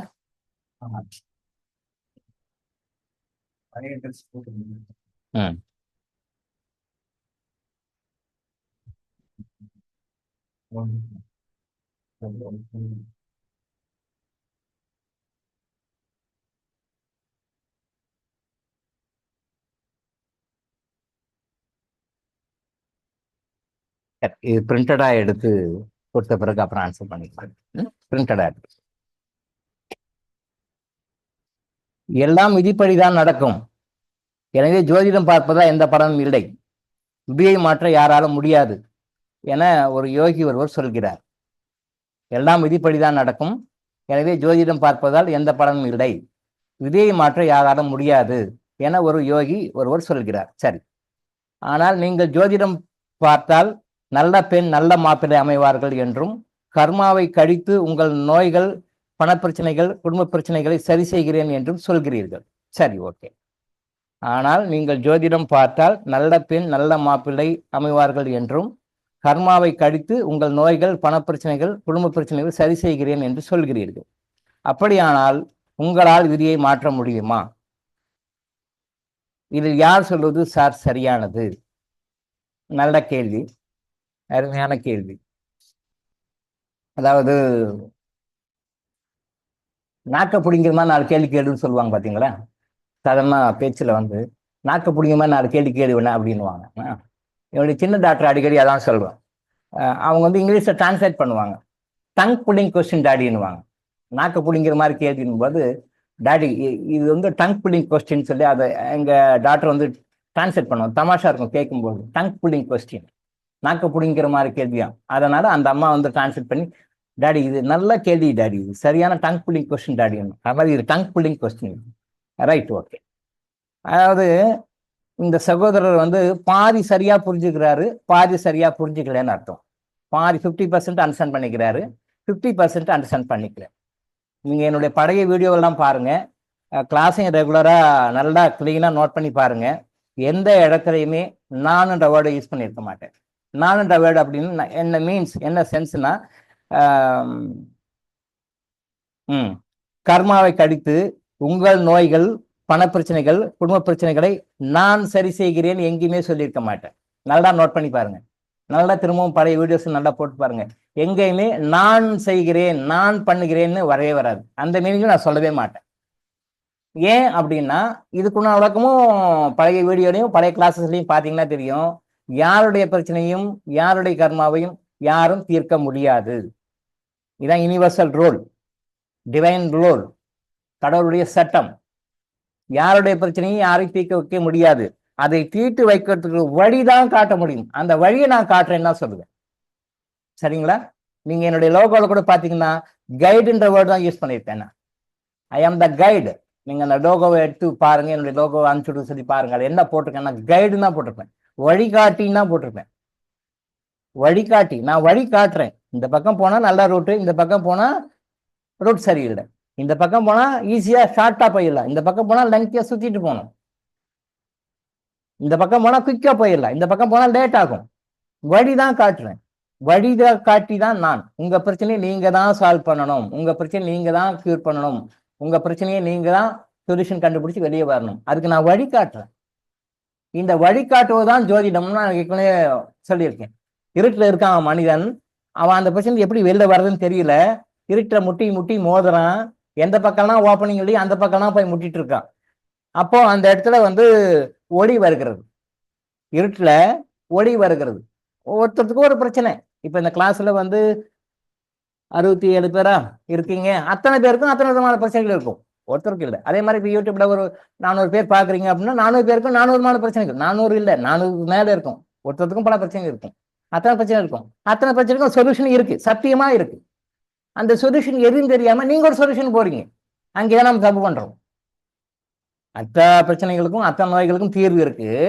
ஆனா அத்தனைக்கும் என்ன தீர்வு இருக்குன்னு நாங்க உணராம நீங்க ஒரு தீர்வு நினைச்சு போறீங்க. நீங்க ஒரு இடத்துல போய் தட்டுறீங்க, அந்த இருட்டில் போய் எங்க கதவு இல்லையோ எங்க டோர் இல்லையோ அங்க போய் தட்டிட்டு இருக்கிறீங்க. அப்ப அங்கே ஒளி என்ற தீபம் வருகிறது. அதான் இறைவன் வராங்க. இறைவன் ஒளி ரூபமாக வருகிறார். இறைவன் ஒளி ரூபமாக அங்கு வருகிறான். அங்கே அதை வரும்போது அப்போ தெரியுது, ஓ நம்ம இவ்வளவு நேரம் இந்த பக்கம் செவுத்தியே தட்டிட்டு இருப்போம், இங்கேயே பார்த்துட்டு இருப்போம், வழி இல்லை.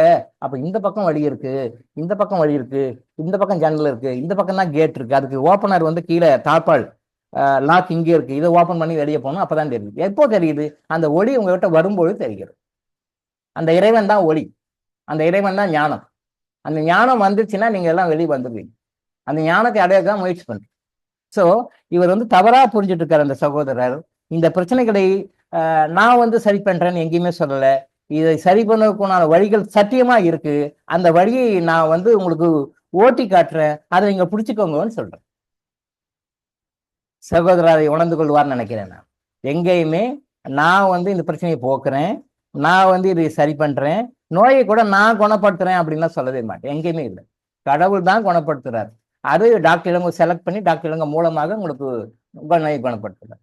டாக்டர் இளங்கோ செலக்ட் பண்ணி டாக்டர் இளங்கோ மூலமாக உங்களுக்கு ஒரு ஐடியா குத்தி இப்படி போ வழிகாட்டுறாரு. அவ்வளவுதான். ஜோதிஷம்னாலே வழிகாட்டக்கூடிய ஒரு அமைப்பு தான் ஜோதிடம். ஜோதியை வைத்து நீங்க வெளியே வர போறீங்க. அதே மாதிரி நம்ம வழிதான் காட்டணுடைய, யாருடைய கஷ்டத்தையும் யாருடைய துக்கத்தையும் நான் போக்க முடியாது. ஆனா என்னன்னா, இந்த மக்களுடைய கஷ்டங்களை மக்களுடைய குறைகளை போக்குவதற்காக உயர் லெவல்ல இருக்கிற ஆன்மீகத்துல உயர் லெவல்ல இருக்கிறவங்க வழிகாட்டுறாங்க பாத்தீங்களா? இந்த வழிகாட்டும் பொழுதே அவங்களுக்கு நெகட்டிவ் கர்மா வரும். இந்த வழி காட்டும் பொழுதே நெகட்டிவ் கர்மா வரும். நான் பண்றேன், நான் சொல்யூஷன் கொடுக்குறேன்றது வேற சமாச்சாரம். ஆனா இதுக்கு நம்ம வழி காட்டுறோம் பாத்தீங்களா? இப்படி போங்க, இப்படி போங்க, இந்த மாதிரி ட்ரீட்மெண்ட் எடுத்துங்க, இந்த மாதிரி பத்துங்க அப்படின்னு நம்ம சொல்லுவோம் பாத்தீங்களா? இந்த மாதிரி வழிகாட்டுகின்ற ஜோதிடர்களுக்கும் வழிகாட்டுகின்ற மருத்துவர்களுக்கும் வழிகாட்டுகின்ற ஆன்மீக குருமார்களுக்கும், திரும்பவும் நல்லா புரிஞ்சுக்கோங்க, உங்களுக்கு நல்வழி காட்டுகின்ற ஜோதிடர்களுக்கும் உங்களுக்கு நல்வழி காட்டுகின்ற மருத்துவர்களுக்கும் உங்களுக்கு நல்வழி காட்டுகின்ற ஆன்மீக குருமார்களுக்கும் நிறைய பேர் இருக்காங்க. இந்த யாரும் நல்வழி காட்டுறாங்களோ அவங்களுக்கும் உங்களுடைய பேட் கர்மா கொஞ்சம் வரும். எல்லாருக்குமே வரும், இன்க்ளூடிங் என்னையும் சேர்த்துதான். இதை எப்படி டேக்கிள் பண்ணணும்னு அதே இறைவன் சொல்லி கொடுக்குறாரு. நீங்க வழிகாட்டுறீங்க, அப்போ அவங்களுடைய நெகட்டிவ் எனர்ஜி அவங்க நெகட்டிவ் கர்மா உங்களுக்கு கொஞ்சம் பாதிக்கும். அப்ப இருந்து நீங்க உங்களை எப்படி ப்ரொடெக்ஷன் பண்ணிக்கிறது அப்படின்னு ஜோதிடர்களுக்கும் சொல்றாங்க, மருத்துவர்களுக்கும் சொல்றாங்க, ஆன்மீக குருமார்களுக்கும் சொல்றாங்க. அதை ஃபாலோ பண்ணிக்க வேண்டியது அவங்களுடைய பொறுப்பு. அதை ஃபாலோ பண்ணிக்காதவங்க கொஞ்சம் ரொம்ப சஃபர் ஆவாங்க, அதை ஃபாலோ பண்றவங்க கொஞ்சம் சஃபர் ஆவாங்க. எனக்கும் ஒன்று தான், அதை அக்செப்ட் பண்ணிக்கிறோம். அது உண்மைதான், அது இறைவன் கொடுத்த ஒரு விஷயம், அதை வந்து ரொம்ப டேட் பண்ண முடியாது. ஸோ எவ்வளோ பர்சன்டேஜ் நம்ம உள்வாங்கிக்கிறோம், எவ்வளோ பர்சன்டேஜ் ப்ரொடெக்ஷன் பண்ணிக்கிறோன்றது அவங்களுடைய பொறுத்து, அவங்களுடைய குருமார்கள் இறைவன் எப்படி வழிகாட்டுறாங்கன்றத பொறுத்து. என்னுடைய குருமார்களும் இறைவனும் சித்தர் பெருமக்களும் எனக்கு என்ன சொல்லியிருக்காங்க, இறைவன் என்ன சொல்லியிருக்காருன்னு வச்சு நாம ப்ரொடெக்ஷன் பண்ணிக்கிறோம். இருந்தாலும் யாருடைய நெகட்டிவ் தாட்பாமும் எனக்கும் கண்டிப்பாக வரும். அதுக்கு பேர் நிறைய பேர் பயந்துட்டு நமக்கு வேண்டாம் விட்டு வெளியே போறவங்க நிறைய பேர் இருக்காங்க. ஸோ இதுதான் உண்மை. அப்போ இங்கே நான் வந்து செய்கிறேன், நான் வந்து பண்றேன்றது கிடையாது, தவறு. அப்படி அந்த அந்த ஒரு கருத்தை வந்து மாத்திக்கோங்க. நான் பண்றேன்னு யாருக்குமே சொல்ல மாட்டேன், நான் வழி சொல்றேன். அதை நீங்க ஃபாலோ பண்ண உங்களுடைய இருக்கும். அது கூட உங்களோட கர்மா உங்களை எந்த அளவுக்கு விடுதோ அவ்வளவுதான் ஃபாலோ பண்ணுவீங்க. நான் சொல்லிடுவேன், பட் உங்க கர்மா என்ன பண்ணும், அவர் அப்படிதான் சொல்லிட்டு இருப்பாரு ஏதோ ஒண்ணு, நீ அதெல்லாம் ஒண்ணு கேட்டுக்காது, நீ இப்படி போ அப்படின்னு சொல்லிடு, டைரக்ட் பண்ணி விட்டுரும். அவர் சொன்னா அப்படிதான் சொல்லுவாரு, இந்த காலம் வாங்கி காலத்து போயினே இரு, அது அப்படிதான் ரைட் போ. அவர் ஏதோ சொல்லுவாரு, அவரு நீ இந்த மாதிரி பண்ணிட்டு போ அப்படின்னு நம்ம டைவெர்ட் பண்ணும். எப்படி டைவெர்ட் பண்ணணும்னா, நம்ம கர்மா எந்த அளவுக்கு சுகப்படணும் அமைப்பு இருக்கோ, நம்ம கர்மா எந்த அளவுக்கு கஷ்டப்படணும் இருக்கோ அந்த அளவுக்கு மாதிரி மாற்றி விடும். நீங்க 100% சுகப்படணும் 100% ஃபாலோ பண்ணணும்னு சொல்லும், 50% சுகப்படணும் 50% ஃபாலோ பண்ணணும்னு சொல்லும், 20% சுகப்படணும்னா 20% ஃபாலோ பண்ணணும்னு சொல்லும். நீங்க இடையில கஷ்டத்தான் பட்டு ஆகணும், இன்னும் நிறைய கர்மா அனுபவிக்கணும்னா அதெல்லாம் விட சும்மா ஏமாத்து பசங்க எல்லாம் ப்ராடுங்க ஏதோ சொல்லிட்டு இருப்பாரு, அவர் ஒரு டுபாக்குரு, டாக்டர் இல்லைங்க ஒரு டுபாக்குரு, அவர் சொல்லிட்டு தான் இருப்பாரு, அவரெல்லாம் நம்ம ஏமாத்து பேர் வழி விட்டு போ, அதெல்லாம் வேணாம் அப்படின்னு சொல்லிட்டு நீங்க சொல்லிட்டு ஐயோ டாக்டர் டுபாக்குரோ, டாக்டர் ஏமாத்து பேர் வழியோ, ப்ராடோ, ரைட் மேலே விட்டுட்டு போ, நம்ம இதை ஃபாலோ பண்ணா 100% விட்டுட்டு நீங்க வேற ரோட்ல போயிடுங்க. பிகாஸ் நீங்க கஷ்டப்படணும்னு அமைப்பு இருக்கு, அது ஒன்றும் பல பேருக்கு நீங்க அனுபவிக்கணும், அதெல்லாம் விட்டுடுவீங்க. அப்போ டாக்டர் டுபாக்குரு, டாக்டர் ஏமாத்து, டாக்டர் ஃப்ராடு, டாக்டர்லாம் அதே சும்மா போய் சொல்றாரு, ஏமாத்துறாரு, மக்களை சீட் பண்றாரு அப்படின்ற மாதிரி ஒரு இதை வந்து கொண்டு வந்து விட்டாதான் அப்ப நீங்க இருந்து வெளியே போவீங்க. அப்போ அந்த மாதிரி சான்சஸ் சூழ்நிலை கிரியேட் பண்ணி விடுவாரு.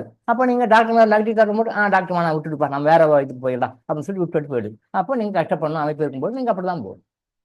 அப்ப யார் ஃபாலோ பண்ணுவாங்க அப்படின்னா, அந்த சொகை பண்ணுன்றவங்க ஃபாலோ பண்ணுவாங்க, எத்தனை பர்சன்டேஜ் சொகை பண்ணுவாங்க அவங்க ஃபாலோ பண்ணுவாங்க. சரியா? அப்போ இந்த இடத்துல டாக்டர் வந்து மாத்துறாரு, டாக்டர் வந்து கியூர் பண்றாருன்னு கிடையாது, டாக்டர் வழிகாட்டுறாரு, அவ்வளவுதான். இதுல ஒரு பிரச்சனை இருக்கு, ஹெல்த் பிரச்சனையே இருக்கு, கேன்சர் வந்துருச்சு. சரி, ஓகே, இதை நீங்க அக்செப்ட் பண்ணிக்கணும். ஆமா ரைட் டாக்டர், எனக்கு கேன்சர் வந்துச்சு, நான் அனுபவிச்சு இறந்துடுறேன் அப்படின்னு அக்செப்ட் பண்ணிக்கணும். இதான் முறை, சரியான முறை. வந்து கடவுள் வந்து எதையும் தப்பா கொடுக்குறது 100% தப்பா கொடுக்கும். உங்களுக்கு எது நடந்தாலும் அது இறைவனால் அனுமதிக்கப்படுவதே, எது நடந்தாலும் அது உங்களுக்கு இறைவனால் அனுமதிக்கப்படுவது. எத்தனை பேர் அதை அக்செப்ட் பண்ணிக்கலாம்? ஆமா கேன்சர் வந்துச்சு, ரைட் ஓகே, என்ன பண்ணும், ட்ரீட்மெண்ட் போகக்கூடாது, அதை அக்செப்ட் பண்ணிக்கணும். ட்ரீட்மெண்ட்டை எதுவும் எடுக்கக்கூடாது. எத்தனை பேர் நீங்க இருப்பீங்க? எத்தனை பேர் இருக்கு? டாக்டர்கிட்ட போறீங்க, பயாப்சி பண்றீங்க, ஸ்கேன் பண்றீங்க, கீமோ எடுக்கிறீங்க, அதுக்கு பிறகு ரேடியேஷன் தெரப்பி எடுக்கிறீங்க, அதுக்கு பிறகு அவர் என்ன சொன்னாலும் செய்யறீங்க. ஏன் அக்செப்ட் பண்ணிக்க மாட்டேன்றீங்க நீங்க அதை? எஸ். அதே மாதிரி உங்களுக்கு பிரச்சனை, ஒரு லைஃப்ல ஒரு பிரச்சனை, ஒரு கோர்ட்டு கேஸ், ஒரு ப்ராப்பர்ட்டி, ஒரு லிட்டிகேஷன் ப்ராப்பர்ட்டி, ஓகே சரி போட்டோம், அவன் ஏதோ வந்துட்டான், கடவுள் வந்து ஒரு காரணத்தோடு தான் இந்த கோர்ட்டு கேஸை கொடுத்துருக்காரு, அந்த ப்ராப்பர்ட்டி அவன் தான் எடுத்துக்கணும். சரி பொழைச்சிக்கிட்டீங்க, எத்தனை பேர் விடுவீங்க? எத்தனை பேர் கோர்ட்டு கேஸ் போடுறீங்களே, 5 வருஷம் 10 வருஷம் 15 வருஷம் ஆனாலும் கோர்ட்டு கேஸ் நடத்துறீங்களே. பழைய ஒரு வீடியோவில் கூட நான் சொல்லியிருக்கேன், இங்கே சென்னையில் ஒருத்தர் வந்து அவங்க பிரதர்கிட்ட ப்ராப்பர்ட்டிக்காக 35 இயர்ஸா கோர்ட்ல கேஸ் நடத்திட்டு இருக்காரு. 35 இயர்ஸா கோர்ட், என்ன தான் பரவாயில்ல பாக்குறேன் சார், இதுக்கு நல்ல வசதி வெல்டுவா இருக்காரு. அவர் அந்த ப்ராப்பர்ட்டி ஷேர் கொடுத்து வந்தா அண்ணா தானே, கூட பிறந்த பருப்பு தான் ரத்தம் தானே, விட்டு போறானே. நான் சொன்னேன், பழைய வீடியோல ஒரு வீடியோ இருக்கு, இப்போ கலெக்ட் பண்ணி சொல்றேன். ஏன் சார், அவர் தான் நல்லா வசதியா இருக்காரு, அண்ணாவும் வசதியா இருக்காரு, நீங்களும் வசதியா இருக்கீங்க, யாருக்கும் ஒன்றும் கஷ்டமா, அடுத்த வேலை சாப்பாட்டுக்கு என்ன பண்ணும், வீட்டு குடும்பம் நடத்துறதுக்கு என்ன பண்ணும், கஷ்டப்பட வேண்டிய அவசியம். நல்ல ப்ராப்பர்ட்டி, நான் என்கிட்ட இது சொன்னவர் வந்து கிட்டத்தட்ட ஒரு 50 கோடி ரூபாய் சொத்து வச்சிருக்காரு, ஒரு 40 வீடு வாடகை வருது, போதும், எதுக்கு நீங்க அண்ணங்கிட்ட போய் பண்ணி? அதெல்லாம் எப்படி சார், அது சொத்துன்னா சொத்து தான், எனக்கும் ஷேர் தான் அவருக்கும் ஷேர் தான், அது எப்படி அவருக்கு எடுக்கலாம், இன்னும் எத்தனை வருஷம் ஆனாலும் சரி சார் விடமாட்டேன் சார், என்ன சுப்ரீம் கோர்ட்டே போனாலும் சரி விடமாட்டேன் சார். என்ன பண்ணுவீங்க அவர்கிட்ட போய்? தெரியல, அதை வச்சு என்ன பண்ண போறாரு? இறந்த போது அவர் புதைச்சாங்கன்னா அருணாகரியும் எடுத்துட்டு போறாங்க, எரிச்சாலும் அருணாகரியும் எடுத்துட்டு போறாங்க. இந்த ப்ராப்பர்ட்டி அண்ணங்கிட்ட பிடுங்க ப்ராப்பர்ட்டி எடுத்துட்டு போறாங்க. இல்லை, அப்போ அந்த ப்ராப்பர்ட்டிக்காக கோர்ட் கேஸ் லிட்டிகேஷன் போகிறவங்க இருக்காங்களே, இன்னைக்கே இருக்காங்களே, நிறைய பேர் இருக்காங்களே. அது ஏன் நீங்க சரி போட்டு விட்டுற மாட்டீங்க? டைவர்ஸ் வாங்கணுன்றீங்க, ஹஸ்பண்ட் ஒய்ஃபு டைவர்ஸ் வாங்கணும். கணவன் மனைவி உறவு வந்து கடவுள் கொடுத்த உறவுன்னு சொல்லியிருக்கோம். டைவர்ஸ் கேட்காதீங்கன்னு சொல்லியிருக்கோம். டைவர்ஸ் ட்ரை பண்ணாதீங்க, கேட்காதீங்க, கொடுக்காதீங்க நம்ம சொல்கிறோம். அப்போ கேள்விகள் வருது, சார் அவங்க கேட்குறாங்க, நான் கொடுத்தானே ஆகணும், இல்லை நான் வந்து என் மகளை வாழ வச்சு தானே ஆகணும். ஏதோ தெரியாதனமா ஒரு கல்யாணம் பண்ணிட்டேன் போச்சு, என்னுடைய பொண்ணுடைய வாழ்க்கை என்ன ஆகுறது, நான் அடுத்து இன்னொரு கணவனை பார்த்து நான் செலக்ட் பண்ணி கல்யாணம் பண்ணி வைப்பேன் அப்படின்றாங்க. ஏன் அக்செப்ட் பண்ணிக்க மாட்டேங்க? கடவுள் ஏதோ ஒரு வார்த்தை கொடுத்துட்டாரு, சரி ஓகே ரைட், அவர் வாழ்க்கை விட்டுடுங்க, விட்டுட்டு நம்ம கம்முனு இருப்போம், சும்மாவே இருப்போம், அதை அனுபவிச்சு இருப்போம். ஏன் நினைக்கல? 3 உதாரணம் போதும்னு நினைக்கிறேன். ஹெல்த் ப்ராப்ளம் வருது, நீங்க என்ன பண்ணணும்? இதன்படி வந்தா விதியை ஏத்துக்கணும், ட்ரீட்மெண்ட்டே எடுக்கக்கூடாது. அதான் நீங்க விதியை அக்செப்ட் பண்ணிக்கிறது.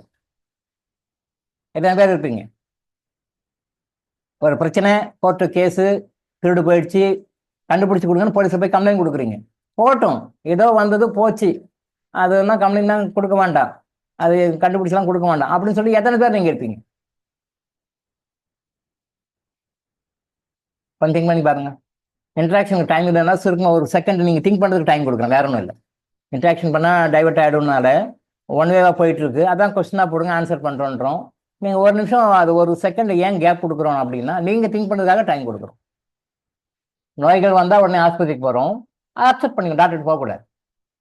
ஒரு பிரச்சனை வந்தால் கோர்ட்டுக்கு போகக்கூடாது, அக்செப்ட் பண்ணிக்கணும். கணவன் மனைவி உறவுல வந்து பிரச்சனை வந்தால் அதை அக்செப்ட் பண்ணிக்கணும். இன்னொரு கல்யாணம், இன்னொரு ஒய்ஃபு, இன்னொரு ஹஸ்பண்ட், டைவர்ஸ்ன்னு போகக்கூடாது, நீங்கள் அக்செப்ட் பண்ணிக்கணும். வேற ஒரு பிரச்சனை, ஏதாவது சொல்யூஷன் வந்தால் அந்த பிரச்சனையை அக்செப்ட் பண்ணிக்கணும், நீங்கள் சொல்யூஷன் தேடி போகக்கூடாது. எத்தனை பேர் போகுது?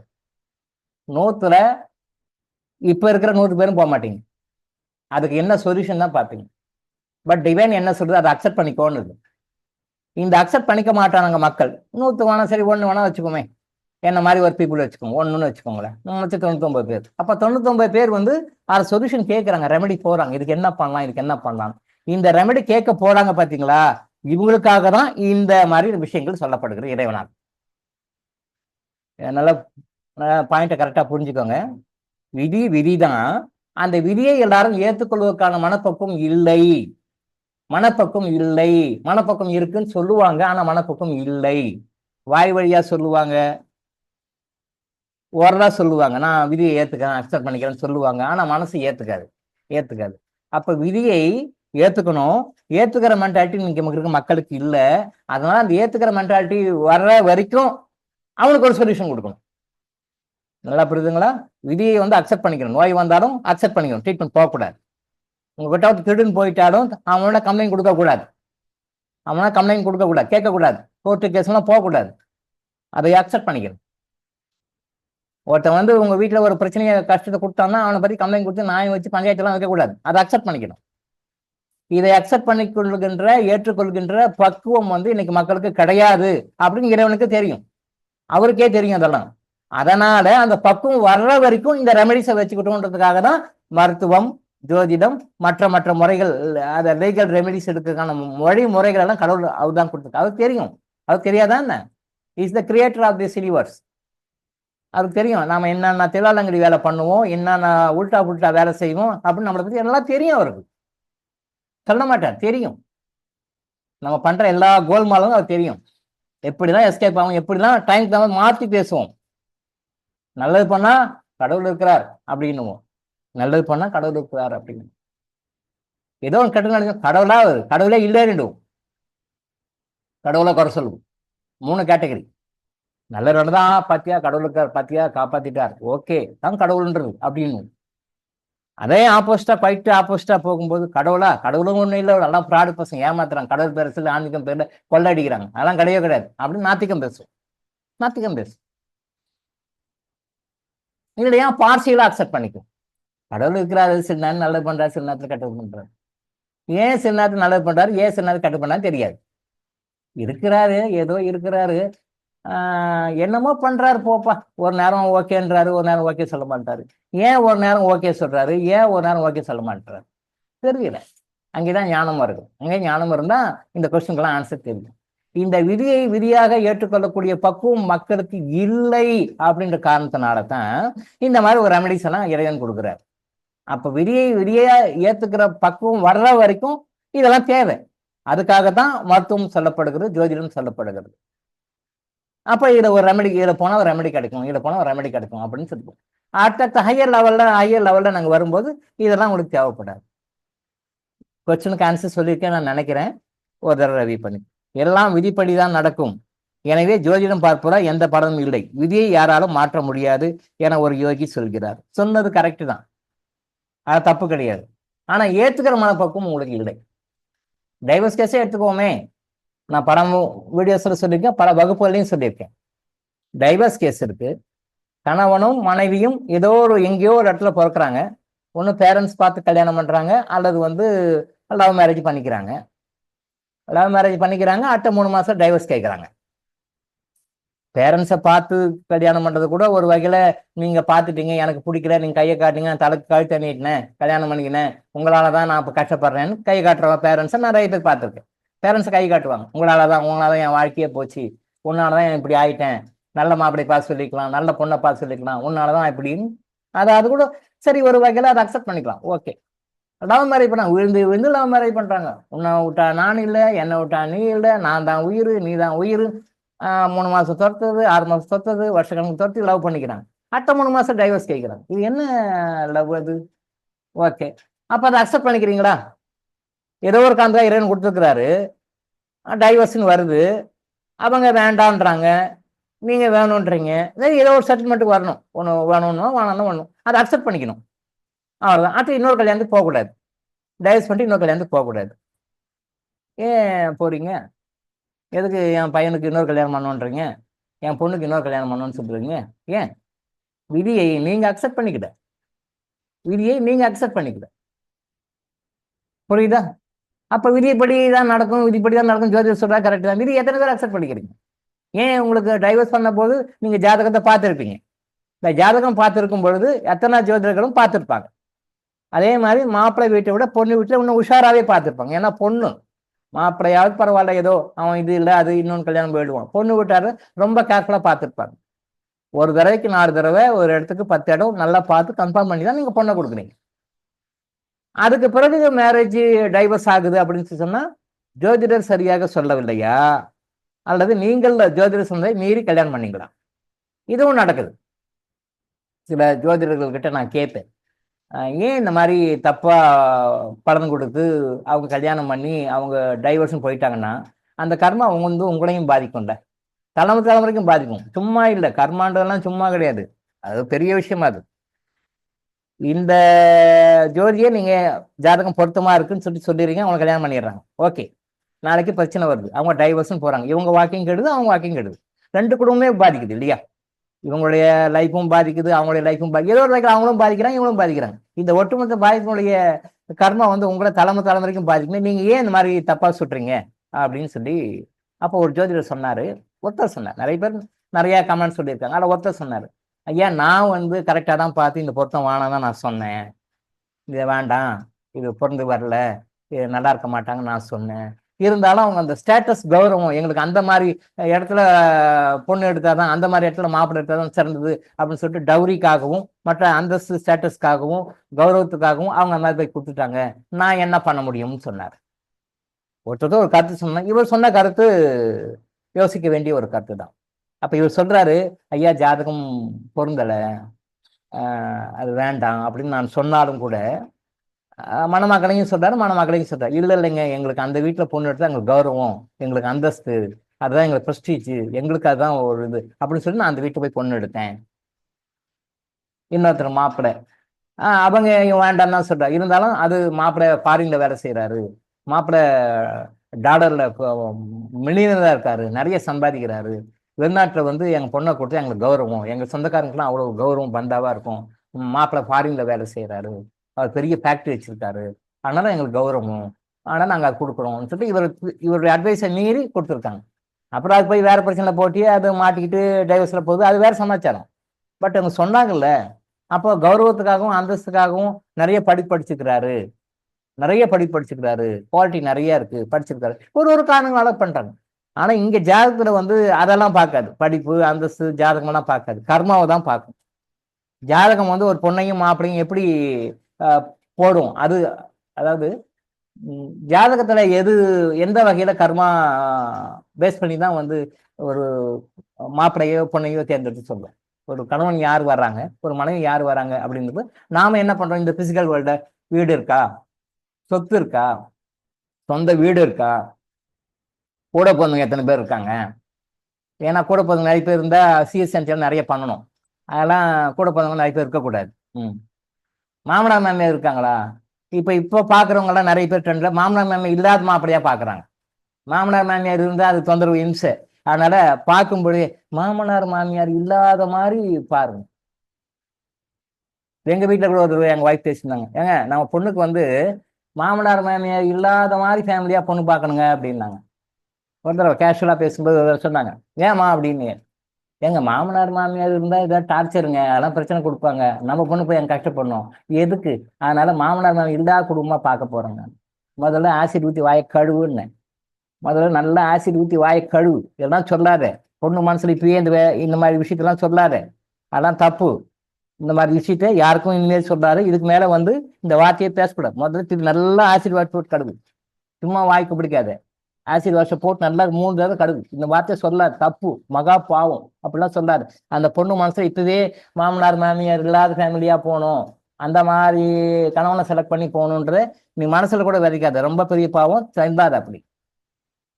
என்ன அப்படி சொல்றீங்க? அதான் உண்மை, கரெக்ட். ஏன்னா என்னுடைய வயசுக்கு சொன்ன மாதிரி நிறைய பேர் சொல்றவங்க இருக்காங்க, கேள்விப்பட்டிருக்கேன். ஸோ மாமனார் மாமியார் எல்லா குடும்பமா இருக்கணும், நல்ல சொத்து பத்து நிறைய இருக்கணும், நிறைய படிச்சிருக்கணும், நாத்தனாருங்கெல்லாம் யாருமே இருக்கக்கூடாது. நாத்தனாருங்கெல்லாம் இந்த இம்சை. அப்புறம் அது காலம் முழுசும் அவங்க வீட்டில் ஒரு ஃபங்க்ஷனு அது நடக்கும், காது குத்து, வேற வேற ஃபங்க்ஷனு, அது எல்லா நாத்தனாருக்கும் போய் இவங்க சீர் செஞ்சு செய்யணும். அப்போ தாய் மாமனாக இவன் கஷ்டப்படுவான். அப்போ தாய் மாமன் செலவு பண்ணால் அந்த பணம் நமக்கு லாஸ். ஆனால் கூட பிறந்தவங்க யாரும் கூடாது, பொண்ணுங்க கூடாது. இந்த மாதிரி நிறைய கண்டிஷனாக போகிறாங்க. இதெல்லாம் நாம போட்டுக்கிறது, நமக்கு நாமளே வச்சுக்கிற ஆப்பு, நமக்கு நாமளே வச்சுக்கிற ஆப்பு. இது மாதிரிலாம் வந்து செலக்ட் பண்ணக்கூடாது, தப்பு. நான் போய் பின்னால மாட்டிக்குவோம், அது வேற மாட்டேன். நான் புஷாரின்னு நினச்சிட்டு போய் மாட்டிக்குவோம். உண்மையான விஷயம் என்ன அப்படின்னு சொல்லி சொன்னா, கர்மா தான் நிர்ணயிக்கிறது ஒரு கணவனை மனைவி. அவர் வந்து என்ன கர்மாவை கொண்டு வந்திருக்கிறாரு, இந்த கர்மாவை வந்து கரெக்டா பேலன்ஸ் பண்ணணும் அப்படின்னா எந்த மாதிரி ஒரு கணவனை போட்டா அவங்க கர்மாவை சரி பண்ணி அவங்க அடுத்த லெவலுக்கு போவாங்களோ அந்த மாதிரி ஒரு கணவனை செலக்ட் பண்ணி விடும் இறைவன். எந்த மாதிரி ஒரு மனைவியை போட்டா அவருடைய கர்மாவை பேலன்ஸ் பண்ணி சரி பண்ணி அடுத்த லெவலுக்கு போவார். நல்லா புரிஞ்சுக்கோங்க. எந்த மாதிரி ஒரு கணவன் வந்தா நீங்க ஏற்கனவே பாஸ்ட் லைஃப்ல பண்ண அக்கிரமங்கள்லாம் பனிஷ்மெண்ட் கொடுத்து உங்களுக்கு சரி பண்ணி, ஒரு வாத்தியார் மாதிரி தான் சரி பண்ணுவாங்க. அந்த மாதிரி ஒரு கணவனையும் அந்த மாதிரி ஒரு மனைவியை தான் போடுவாங்க. நீங்க நினைச்சா கூட வேற இடம் செலக்ட் பண்ண முடியாது. அப்போ இறைவன் செலக்ட் பண்ணி இந்த பொண்ணை கல்யாணம் பண்ணிக்கோ, இந்த பொண்ணை இந்த மாப்பிள்ளையை கல்யாணம் பண்ணிக்கோன்னு டிசைட் பண்ணி உங்களுக்கு அனுப்புறாரு அப்படின்னா, அதை பண்ணிட்டீங்கன்னா நீங்க கர்மா கிளீன்ஸ் ஆக ஆக பேலன்ஸ் ஆக ஆக நீங்க நல்லாவே வருவீங்க, நல்லாவே ஹாப்பியா இருப்பீங்க, சந்தோஷமா இருப்பீங்க. பிகாஸ் இறைவனுடைய நோக்கம் நீங்க நல்லா இருக்கணும்ன்றது தான். அப்பா அம்மாவுடைய நோக்கமும் நல்லா இருக்கணும்ன்றது தான். ஆனா அப்பா அம்மா என்ன பாக்குறாங்கன்னா கண்ணுக்கு தெரிஞ்ச விஷயத்த மட்டும்தான் பார்ப்பாங்க, முன்னாடி என்ன தெரியுதோ அதான் பார்ப்பாங்க. இன்னைக்கு இருக்கிற அடல்ட்ஸுக்கு அது கூட தெரியல. இன்னைக்கு இருக்கிற அடல்ட்ஸ்க்கு வந்து ஜஸ்ட் உடல் கவர்ச்சி தான், இனக்கவர்ச்சி தான், இன்ஃபேச்சுவேஷன். நிறைய டைம் சொல்லியிருக்கேன். இப்ப இருக்கிற லவர்ஸ், இப்ப இருக்கிற திருமணம் பண்ணிக்க இருக்கிற வயசுல இருக்கிற ஆண்களும் பெண்களும் நினைக்கிறது வந்து இன்ஃபேச்சுவேஷன், 100% இன்ஃபேச்சுவேஷன். உடல் கவர்ச்சி தான். ஆணுக்கு பெண்கிட்ட இருக்கிற ஒரு கவர்ச்சி, பெண்ணுக்கு ஆண்கிட்ட இருக்கின்ற ஒரு கவர்ச்சி. ஹார்மோனுடைய கவர்ச்சி தான் அது, ஹார்மோனுடைய ஆக்ஷன் தான் அது. அதை தான் பாக்குறாங்க. இது லைஃப்ல கண்டினியூஸா வராது, ஒரு லெவலுக்கு மேல இது உதவாதுன்னு அவங்களுக்கு தெரியல. அதனால தான் 3 மாசம் கழிச்சு 6 மாசம் கழிச்சு டைவர்ஸ் போறாங்க. இவங்களை விட பேரண்ட்ஸ் சொன்னா கொஞ்சம் அதிகம்.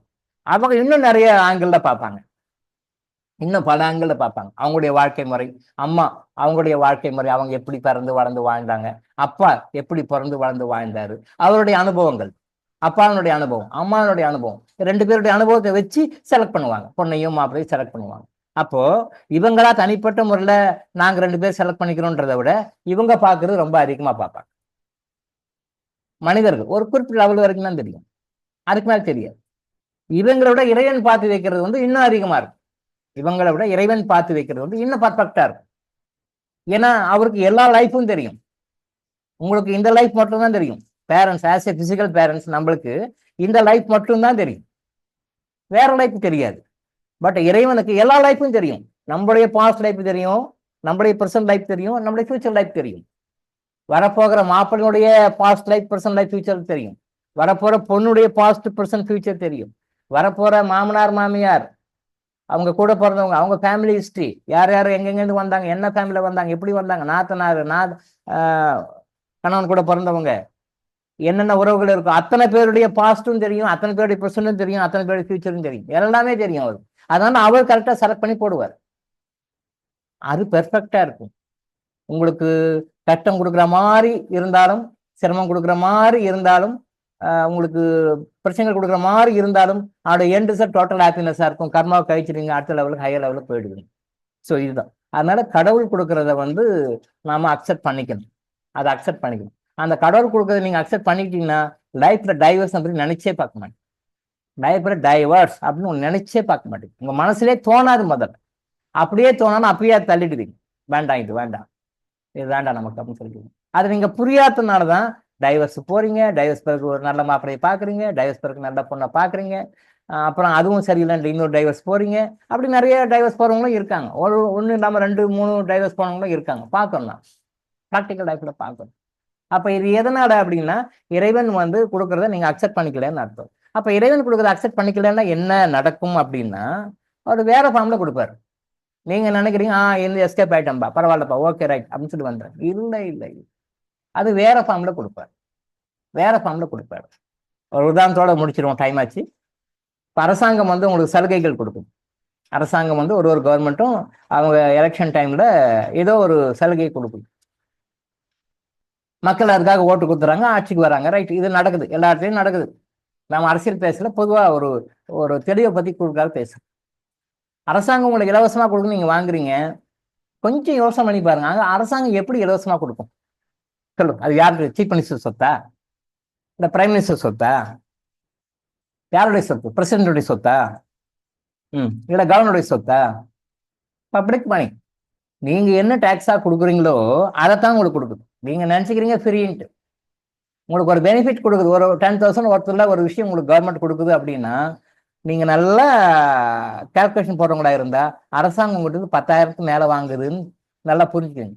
இது வந்து பொருளாதாரம் சம்பந்தப்பட்ட வரி முறைகள் சம்பந்தப்பட்ட நிபுணர்கள் கேட்டீங்கன்னா சொல்லுவாங்க. அவங்களுடைய ஸ்டேட்மெண்ட்டை புரிஞ்சுக்கிங்கன்னா தெரியும். அரசாங்கம் இலவசமா கொடுக்கும் நீங்க நினைக்கிறீங்க, இலவசமா கொடுக்கல.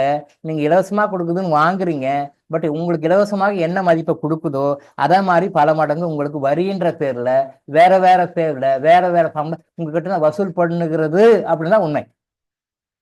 இலவசம் கொடுக்க முடியாது. இதை எத்தனை பேர் உணர்றாங்க? கியூ கட்டி நிக்கிறாங்க. நான் ஏற்கனவே ஒரு தடவை சொன்னேன், ஒரு மார்வாடி சார் தமிழ்நாட்டுல வந்து நீங்க இலவசமா பெனாயில் கொடுத்தா கூட குடிப்பீங்க சார் அப்படின்னு சொன்னார். எனக்கே சங்கடமா தான் இருந்தது. ஆனா உண்மையிலே பார்த்தா அவர் சொன்ன முன்னாடி அப்படிதான் ஒரு கும்பல் ஒரு ஃப்ரீயா கொடுக்க நின்றுட்டு இருக்காங்க. அவர்கிட்ட என்னால ஒன்றும் பேச முடியல. எனக்கே ரொம்ப வருத்தமா, என்னடா சேட்டு இப்படி சொல்றாரேன்ட்டு. ஆனா அவர் சொன்னது கரெக்டு தானே சார். தமிழ்நாட்டுல நீங்க பெனாயில் கொடுத்தா கூட, ஃப்ரீயா கொடுத்தா கூட வாங்கி குடிப்பீங்க சார் அப்படின்றார். நம்ம தமிழர்களை மட்டம் தட்டுறதுக்கு இதை விட ஒரு கேவலமான வார்த்தை இல்லைன்னு நான் நினைக்கிறேன். அவர் குறை சொல்ல முடியல. அதே நேரத்தில் அந்த இலவசமா கொடுக்குறதுக்காக அவர் ஆபீஸ் முன்னாடி ஒரு குரூப் சண்டை பிடிச்சிருக்கு. அதை பார்த்து காட்டி சொல்லும் போது எனக்கே சங்கடமா தான் இருந்தது. நான் அவங்கள போய் சொல்ல முடியுமா? வேற வழி சொன்னாலும் ரைட் தான், உண்மைதான் சொல்றீங்க சேட்டு, கரெக்ட் தான் அப்படின்னு. அது மாதிரி இலவசமாக கொடுக்கப்படுகிறது நாம நினைக்கிறோம். இல்லை, அது ஏதோ ஒரு வசதி. அப்போ நாம என்ன நினைக்கிறோம்? நாம புஷாலித்தனமா டைவர்ஸ் பண்ணிட்டோம், ரைட் ஓகே, வேற கல்யாணம் பண்ணிட்டோம், ரைட் ஓகே, நாம we are free from these problems, we are quite away from these problem. நாம இப்போ ஹாப்பியா இருக்கோம் நம்ம நினைச்சிட்டு இருக்கிறோம். அப்படியா?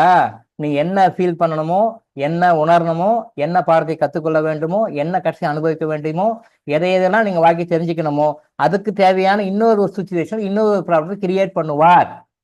நீங்க இதை எஸ்கேப் ஆனதுனாலதான் நீங்க இதுக்கு வந்திருக்கிறீங்க அப்படின்ற விஷயம் உங்களுக்கு தெரியாது. ஆனா அதை அனுபவிப்பீங்க. அதை அப்பப்பயே கிளியர் பண்ணிட்டா மேட்ரு முடிஞ்சு போச்சு. நம்ம அக்செப்ட் பண்ணிருக்கிறதுல அதுக்கு நம்ம இன்னொரு சொல்யூஷன் தேடிக்கிறோம். அந்த சொல்யூஷன் தேடி நம்ம வெளியே வந்து நம்ம நினைக்கிறோம். இல்லை, அந்த கற்றுக்கொள்ள வேண்டிய பாடங்களை கற்றுக்கிட்டே ஆகணும். நீங்க அதனால கற்றுக்கொள்ள வேண்டிய பனிஷ்மெண்ட்டை வந்து அதை நீங்க அனுபவிச்சு ஆகணும். அதனால அது சுச்சுவேஷன் வேற கிரியேட் பண்ணி கொடுப்பார். இப்போ சொல்லும்போது ஃபைண்டான்னு சொல்லி முடிச்சுக்கிறேன். டாக்டர் மிரட்டுறாருன்னு நினைக்காதீங்க. டாக்டர் மிரட்டுறாரு, கிளாஸ்க்கு வரத்துக்கே பயமா இருக்கு, அதை கேட்கறதுக்கே பயமா இருக்கும் இல்லை. இப்போ நான் சொல்ற விஷயம் எல்லாம் நல்ல விஷயங்களுக்கும் கூட அதை அப்படியே அப்ளிகேட் பண்ணிக்கணும்.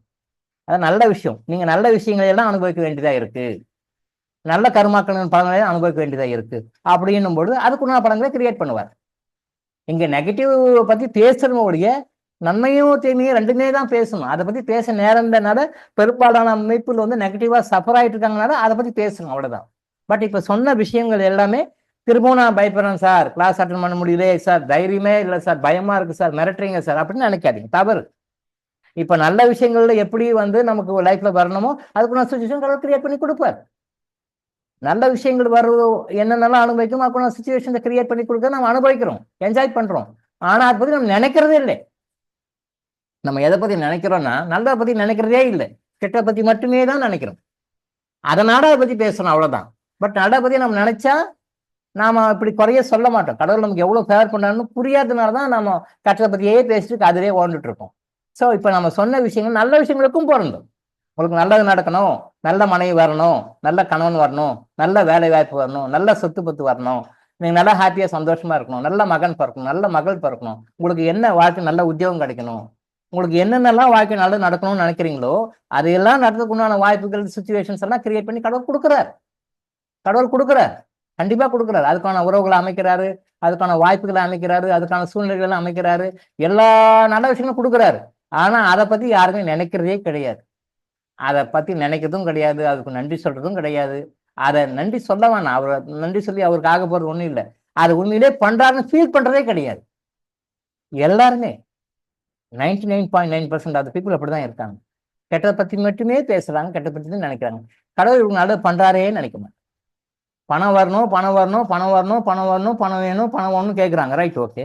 ஆனா அதே நேரத்துல உங்களுக்கு நிறைய பணத்தை கொடுக்கலன்னா கூட உங்களுக்கு நிறைய அன்வான்ட் எக்ஸ்பென்சஸ், தேவையில்லாத செலவுகள், தேவையில்லாத நஷ்டங்கள், தேவையில்லாத விஷயங்கள், தேவையில்லாத மன பிரச்சனைகள், தேவையில்லாத உடல் நோய்கள், தேவையில்லாத வாழ்க்கை பிரச்சனைகள், தேவையில்லாத அன்வான்ட் ஒரிஸ், டென்ஷன்ஸ் எல்லாம் நிறைய அவாய்ட் பண்றாருன்னு நிறைய பேர் தெரியுது.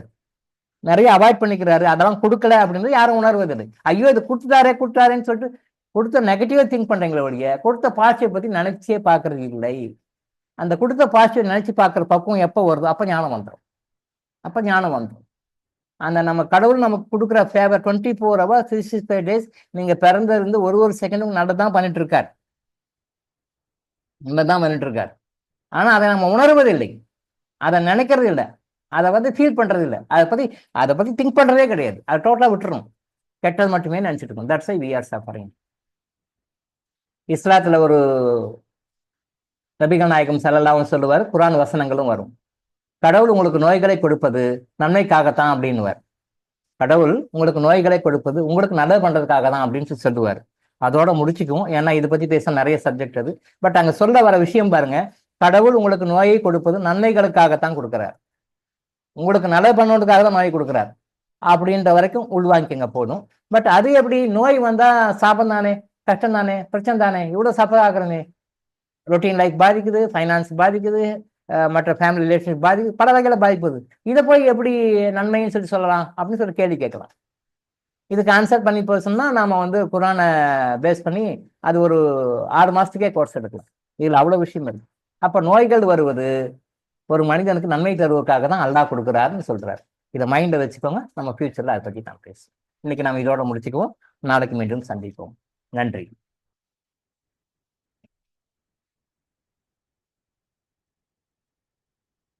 அந்த டிவைன்ஸ் அங்க கடைசி வரைக்கும் கேளுங்க, கடைசி வரைக்கும் கேட்டுட்டு அப்புறம் அதுக்கு பிறகு லீவ் ஆகும்.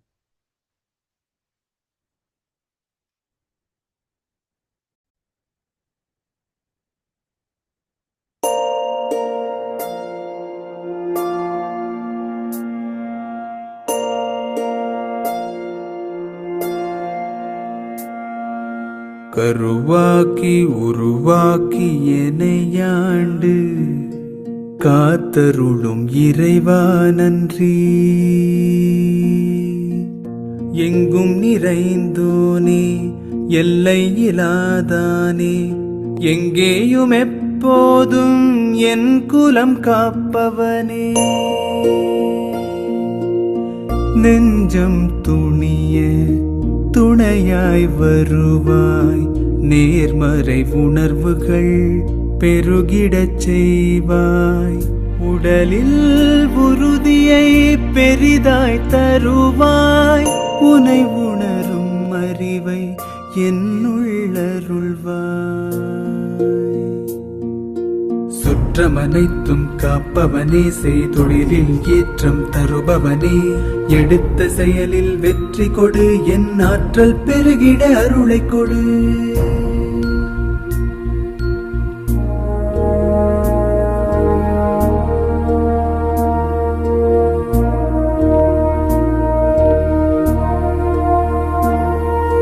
கருவாக்கி உருவாக்கி எனையாண்டு காத்தருளும் இறைவா நன்றி.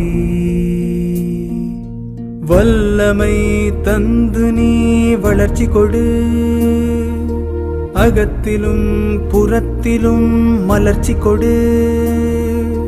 வளர்ச்சி கொடு, மலர்ச்சி கொடு, வளர்ச்சி கொடு, மலர்ச்சி கொடு.